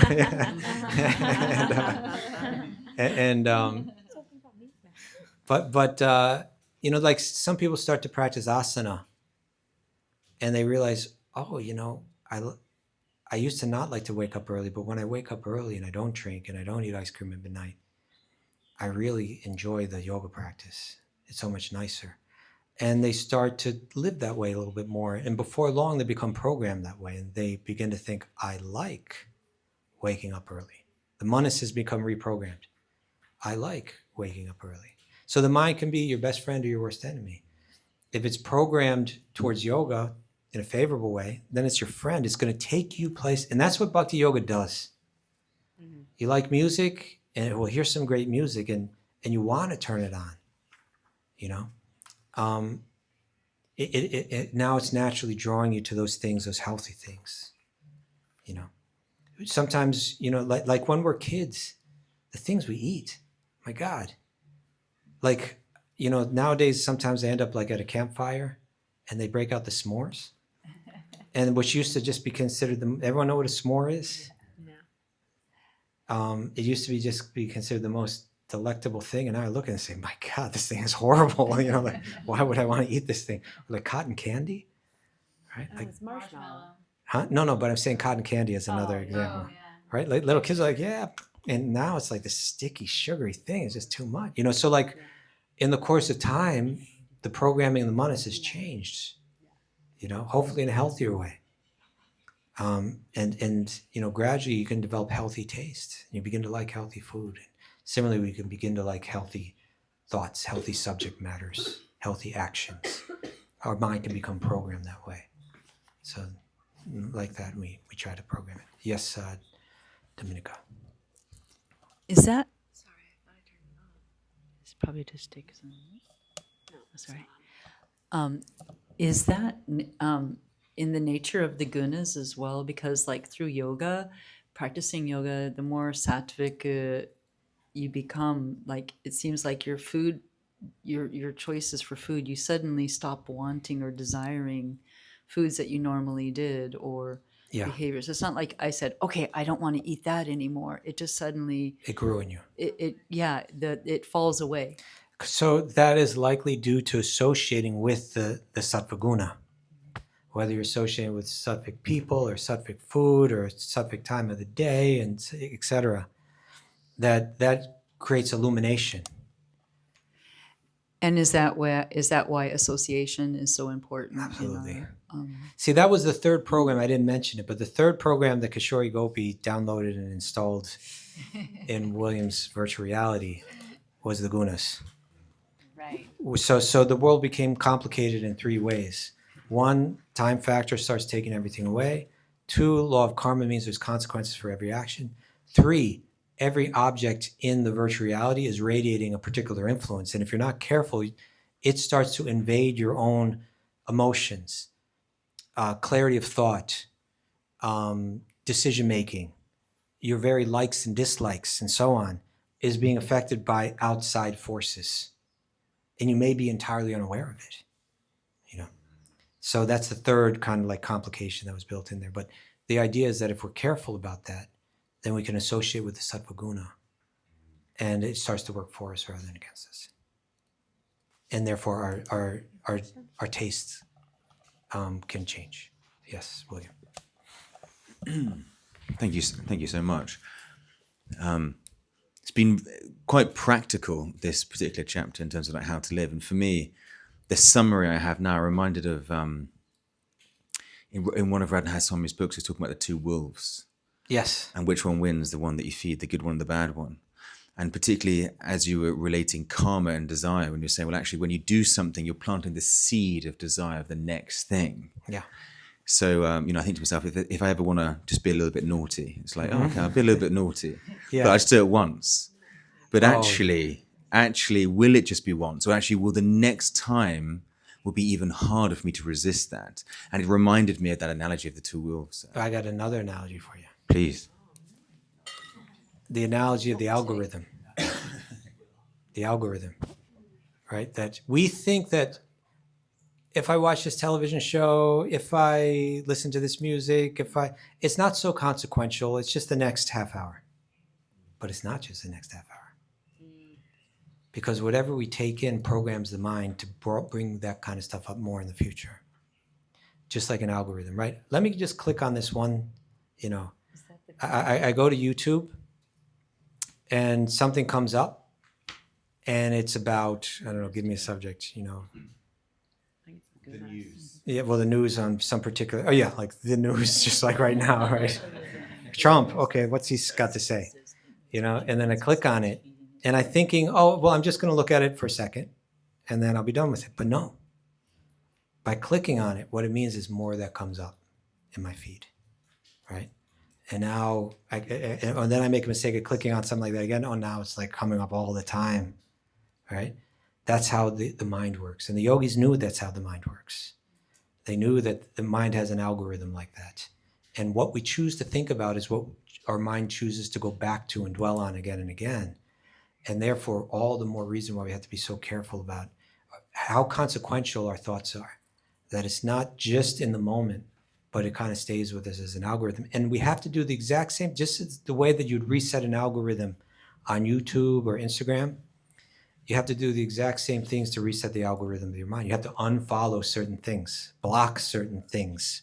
Then you have to begin to open up new things and unfollow certain things and follow other things. And you can get to the point, I know I'm going to unfollow Sex in the City. And I'm going to follow Srimad Bhagavatam. Yeah, wisdom stages. Right.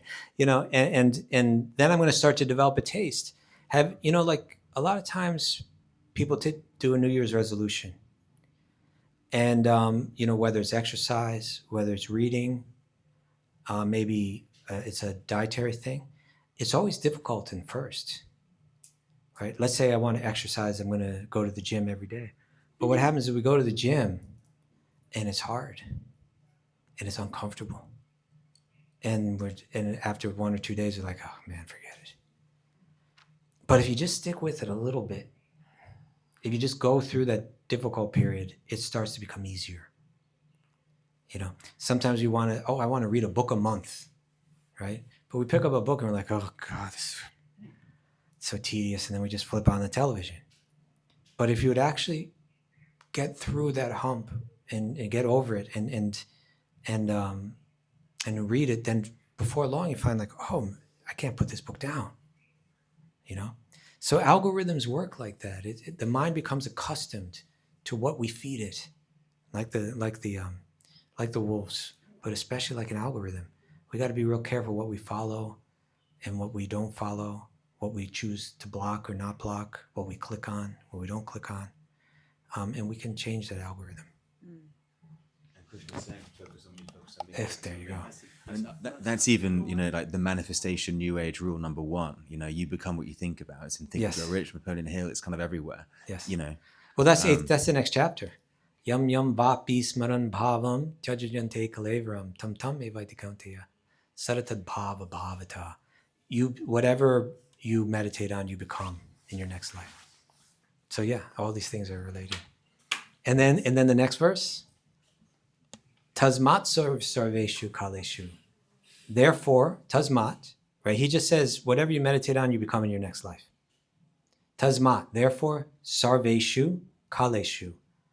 At all times, mam anusmara. Meditate on me, think of me, remember me. Mam anusmar yujacha, and fight. Like that. It's a very interesting instruction. Yes, Verity. I think you just started to answer my question already. Okay. But what you were talking about was like a practical application as you go through life. And then my question was going to be, but say you have like half an hour every day to like actively want to reprogram your mind. What kind of practices could you do?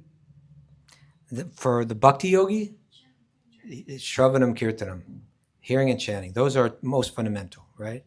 And then maybe Archanam, maybe some little puja, some seva, deity seva in your life, like this. But the most fundamental are daily hearing of Bhagavatam or Bhagavad-gita, and chanting Krishna's names, both as japa and as kirtan.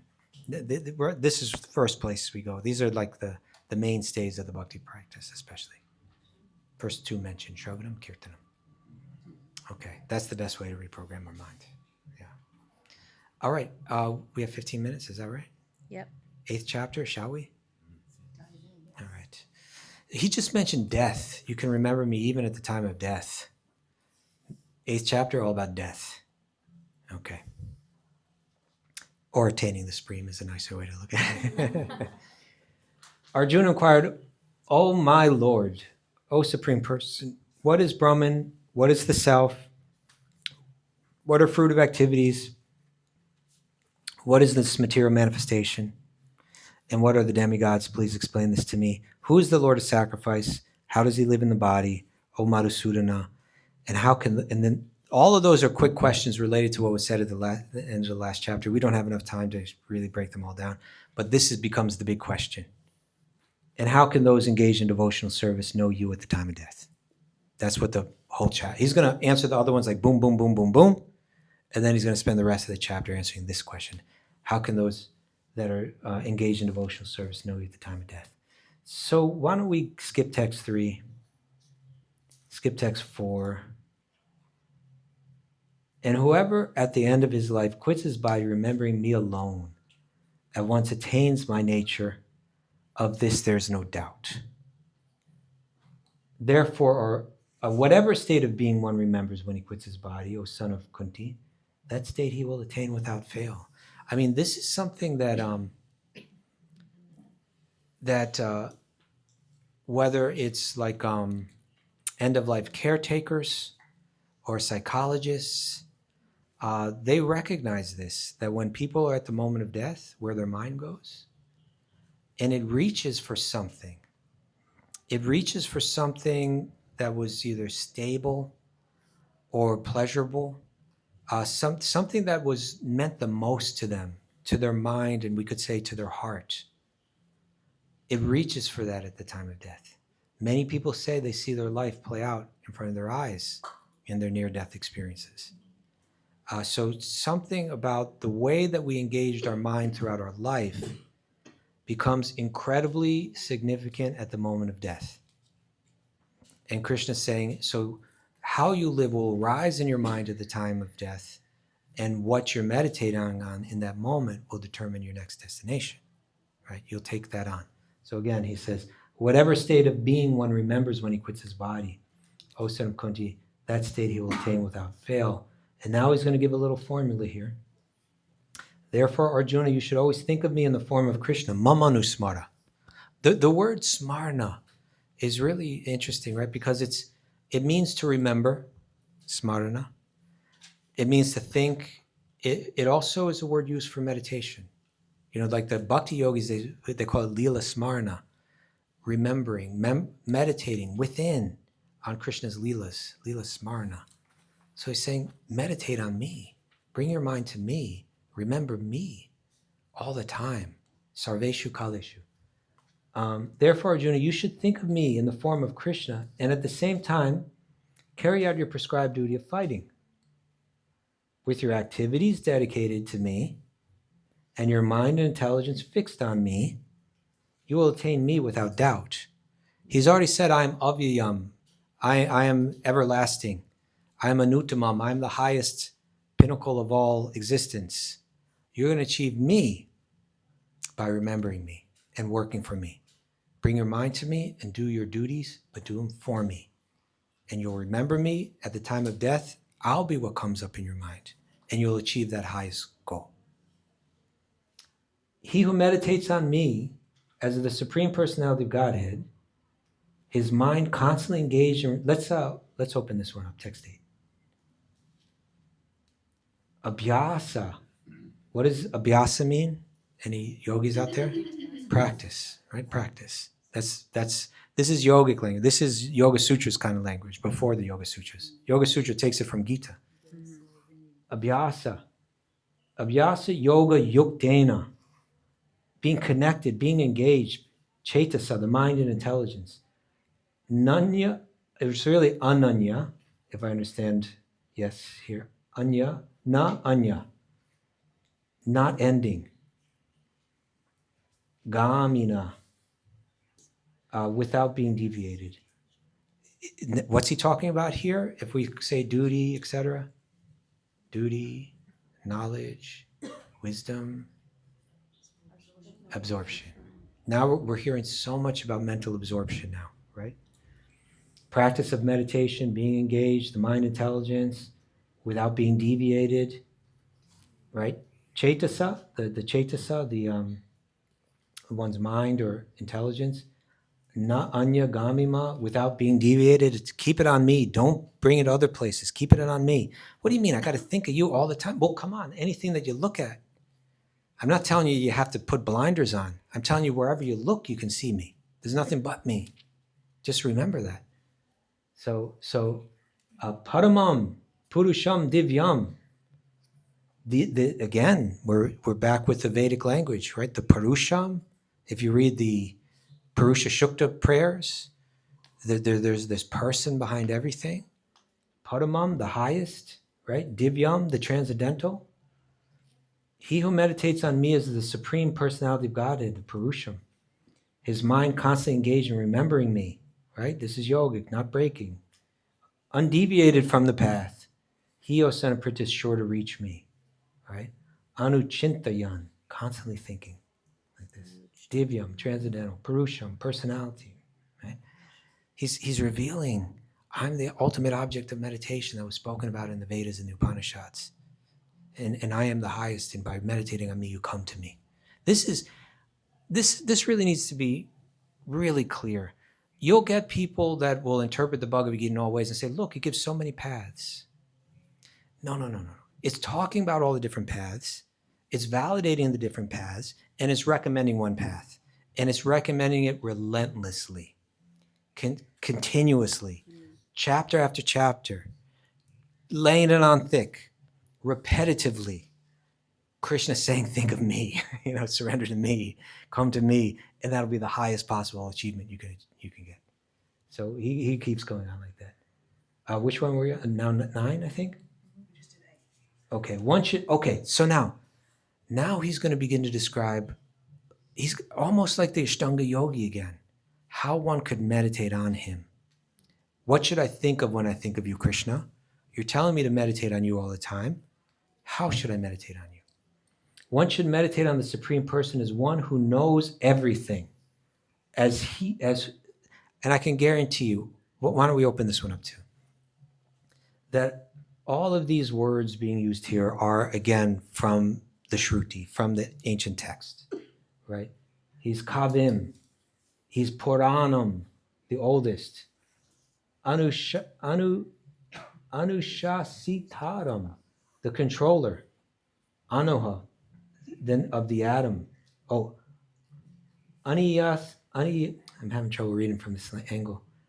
Aniyamsam anaho, smaller than the atom. Right? Anusmaret, always think. Right? Sarvasya, everything. So one should meditate upon me as the Supreme Person, as the one who knows everything, as he who is the oldest, who is the controller, who is smaller than the smallest. He enters in every atom. Who is the maintainer of everything, who is beyond all material conception, who is inconceivable, and who is always a person. He is luminous like the sun, and he is transcendental beyond this material nature. Right? It's Brahman, it's Paramatma. Both are being described here. There's a person that's beyond everything, that's maintaining everything. That's all Paramatma realization. There's someone behind it all. There's a great person behind it all. Right?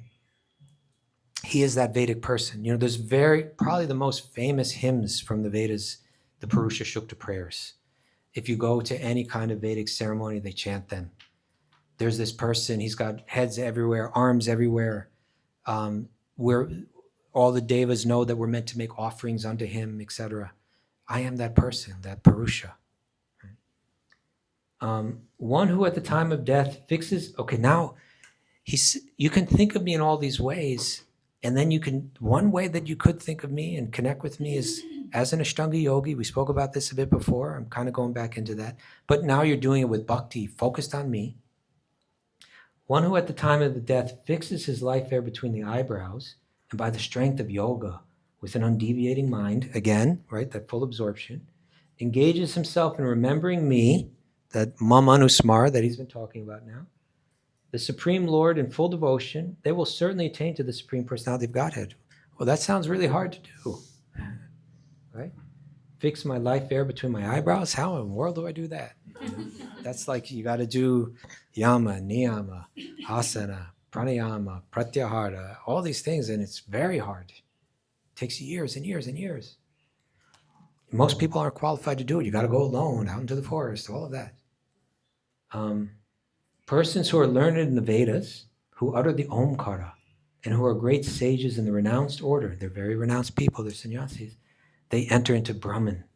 Desiring such perfection, one practices celibacy. I shall now briefly explain to you this process by which one may attain salvation. You can break free. The yogic situation is that of detachment from all sensual engagements, closing all the doors of the senses and fixing the mind on the heart and the life air at the top of the head. One establishes himself in yoga. Very, what's the word I'm looking for? Inaccessible, right? We might spend our whole life trying to do this and never get there. Might spend many lifetimes trying to do it. After being situated in this yoga practice and vibrating the sacred syllable Om, the supreme combination of letters, if one thinks of the Supreme Personality of Godhead and quits his body, he will certainly reach the spiritual planets. You can break out of the universe you can on your own, move out of your own body, chant Om, and exit this world, thinking of God. And through a very incredible, disciplined practice. For one who remembers me without deviation, this is being repeated again and again, right? Focused. I'm easy to obtain, O son of Pritha, because of his constant engagement in devotional service. Oh, in other words, I don't have to do all that yoga. I could just remember you all the time. Like you were talking about before in the 7th chapter, taste of water, light of the sun and the moon. I don't have to do all that. It won't be so difficult. After attaining me, the great souls who are yogis in devotion, they never return to this temporary world, which is full of miseries, because they obtain the highest perfection. From the highest planet in the material world down to the lowest, all are places where misery and repeated birth and death take place. But one who attains my abode, O son of Kunti, never takes birth again. By human calculation, 1,000 ages taken together form the duration of Brahma's one day. And such is also the duration of his night. At the beginning of Brahma's day, all living entities become manifest from the unmanifest state, and thereafter, when the night falls, they're merged into unmanifest again. He's saying Brahma lives this whole life. And if we're born into the material realm, we will take birth and birth and birth and never become free. And then Brahma's day, night comes, and the universe is kind of destroyed. And then it starts up again, and you can stay stuck in that cycle. Again and again, when Brahma's day arrives, all living entities come into being, and with the arrival of Brahma's night, they're helplessly annihilated. Yet there is another. Now we're going to hear about the spiritual realm, that which is being reflected, that original place. Yet there is another unmanifested nature which is eternal and transcendental to this manifested and unmanifested matter. It is supreme, and it is never annihilated. When all this world is annihilated, that part remains as it is. That which the Vedantists described as unmanifest. Let's open this one up. Avyakta, Akshara. He's saying, Krishna's saying it right now. He's saying the Vedantins who study the Shruti, this is what they call it, right? Avyakta, Akshara. That which the Vedantas describe as unmanifested and infallible, that which is known as the supreme destination, Paramam Gatim. Where is it known? In the Vedanta. That place from which, having attained it, one never returns, that is my supreme abode. It's not just some divine light that has no qualities or characteristics or attributes. It's my spiritual planets where you can know me, where you have your own individual existence, and we engage in pastimes of love. That's what the Vedantas, when the Vedantas are talking about that, they're really talking about my abode. They just don't know very much about it. Okay. Next text. The Supreme Personality of Godhead, who is greater than all, is attainable by unalloyed devotion. Although he's present in his abode, he is all-pervading, and everything is situated within him. He's saying, I'm in my Bhagavan feature, I'm beyond this world, I'm in the spiritual realm, but I manifest it as my Paramatma in this world, and I'm all-pervading. Anyone know the name that means all-pervading? Vishnu, right? Vishnu, right? So again, he is all-pervading, and everything is situated within him. Those are two features of Paramatma. You understand? Because one, what's his body? The whole universe. He's Vishvatma, the soul of the universe. The universe is his body. So everything is existing in him. Even the universes go into his body, and then they come out, right? So everything is in him, but he's all pervasive. He's in everything as the third Vishnu manifestation that enters the heart of every living being and even enters into every atom. He's talking about Vishnu, right? I'm outside of this world as Bhagavan, and I enter this world as Paramatma. Everyone understand that? Yeah. Yes? We can go into it more if we need to. O best of the Bhartas, I shall now explain to you the different times at which passing away from this world the yogi does not come back. Now, question. Why is he going to tell us this? He's going to describe how a yogi can choose the exact moment to voluntarily leave their own body by yogic power, travel throughout the universe, bypass the material world, and enter the spiritual planets. Why is he telling Arjuna this? Because it's very difficult to do that. So it's going to lead him towards. Yes, exactly. He's going to say, exactly. He's saying there are these far out things that yogis can do to exit this world. But my devotees have it easy. It's nearly impossible the amount of discipline it takes to do this. But for my devotees, I just make it happen easy. Because they understood everything they need to understand, right? Just by coming to me. So, I have a question. Yes. Why do we resist discipline? Right? It's like because requires so much more discipline than the bhakti path requires, but there's also discipline. But there's is that part of our programming? You know, In general, why do we resist I guess not this? everyone does, but that's a generalization that there is resistance to discipline. Well, that goes back to our conversation about the manas. You know, we're generally programmed to seek comfort. We think happiness lies in comfort. And particularly if we see this world and we think of it as this is my place to enjoy, then we're looking for pleasures and comforts. And can we begin to find pleasure in self-discipline is the question. Right. But generally it's the default setting. It's just in pleasures, and it's all designed this way that we seek these pleasures that are unhealthy for us. They make us suffer. And then we have to become disciplined. Right. We have to change our diet. As we get older, especially, right? We need to change our diet. I can't enjoy the things I used to enjoy. So the world has a way of making us become self-disciplined or just to suffer more. But the wiser person, the sattvic person, learns to be happy with something simpler. Right. And so there's a message in all of that too, you know. But, you know, simple things are generally our default setting is that we search for material comforts and external pleasures of the senses. Right.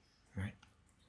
So when we find that inner joy that you speak of, that then Then you can really transcend. we can do it. Yeah. Yeah. We can even find it on the material level in sattva guna. But that's the rarer person that's like that. You all know some people like that in your life that are, maybe they're not even devotees, right? But they're just like that. You know, they like to wake up early. They like to go to sleep. They have very healthy lifestyle, healthy diet. They don't seem to get upset over things most people get upset about. You know, you all know some people like that. Yeah. Different kind of people. You know, because I grew up in New York City so much, you'd meet all different kinds of people, like Jamaican people. You know, like I would find some Jamaican people just like kind of wild, but there's a lot of them that are like really sattvic. Have you ever met like Jamaican or like Caribbean people that have that? They got that background. It's like they're just into all pure natural food. They're always happy and kind of like they're very dependable. Like I remember when I was a bike messenger, there's like one Jamaican guy, and he was just the most dependable. He was there every day, right? It was a job for people that were just like really like loose. You know, it was the kind of job where you can just pick it up and drop it and pick it up again. And so, you know, it had a lot of musicians, a lot of artists, a lot of people that just wanted a job that you can pick up and let go anytime you want. But this person was like, I'm happy. I like to wake up early in the morning. I'm the first guy at work. And what happens is that the dispatchers, they favor those people because they know they can depend on them. And when you're favored by the dispatcher, it makes all the difference in the world because you have to you get paid for every package you deliver. But like there'll be some places where like every morning at 8 a.m., we send out 50 packages. And so, you know, to deliver one package means you got to pick it up and drop it off. That's 2 destinations, and you got to ride your bike in between the 2. But if you pick up 50 packages at once, that's like you're going to do more. You know, and what to speak of if a lot of them are going to the same buildings. So like being a messenger can mean that you make $50 a day or $800 a day, depending on how the dispatcher, you know, what they give you. And so like I would see this guy was like just totally happy, but just totally dependable. Just because he was sad, because he was sattvic. He wasn't like everyone else with a crazy mind that, when can I get out of here? And he's like, no, you get up, you go to work, you do your thing, you know? And he was making a lot of money, this guy, you know, just because he had that right disposition like that. So we can find happiness in sattva gun too. And self-discipline may become natural to us. That's there for too. But what to speak of if we're getting that internal happiness. Are we over time? Okay.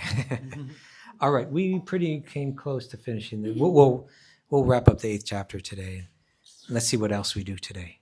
But is this good? Do you feel like you could read this a little bit and understand it more? Do you see this connection? I really wanted to highlight it. What was one thing I was really trying to highlight? What are some things I was trying to highlight today? Yes, think of Krishna all the time with an undeviated mind. That's one thing Krishna's saying again and again. He's repeating this again and again. He's pointing us to that this is where we need to come. And the other thing I was really trying to show. Exactly. The connection to Krishna's saying there's a lot.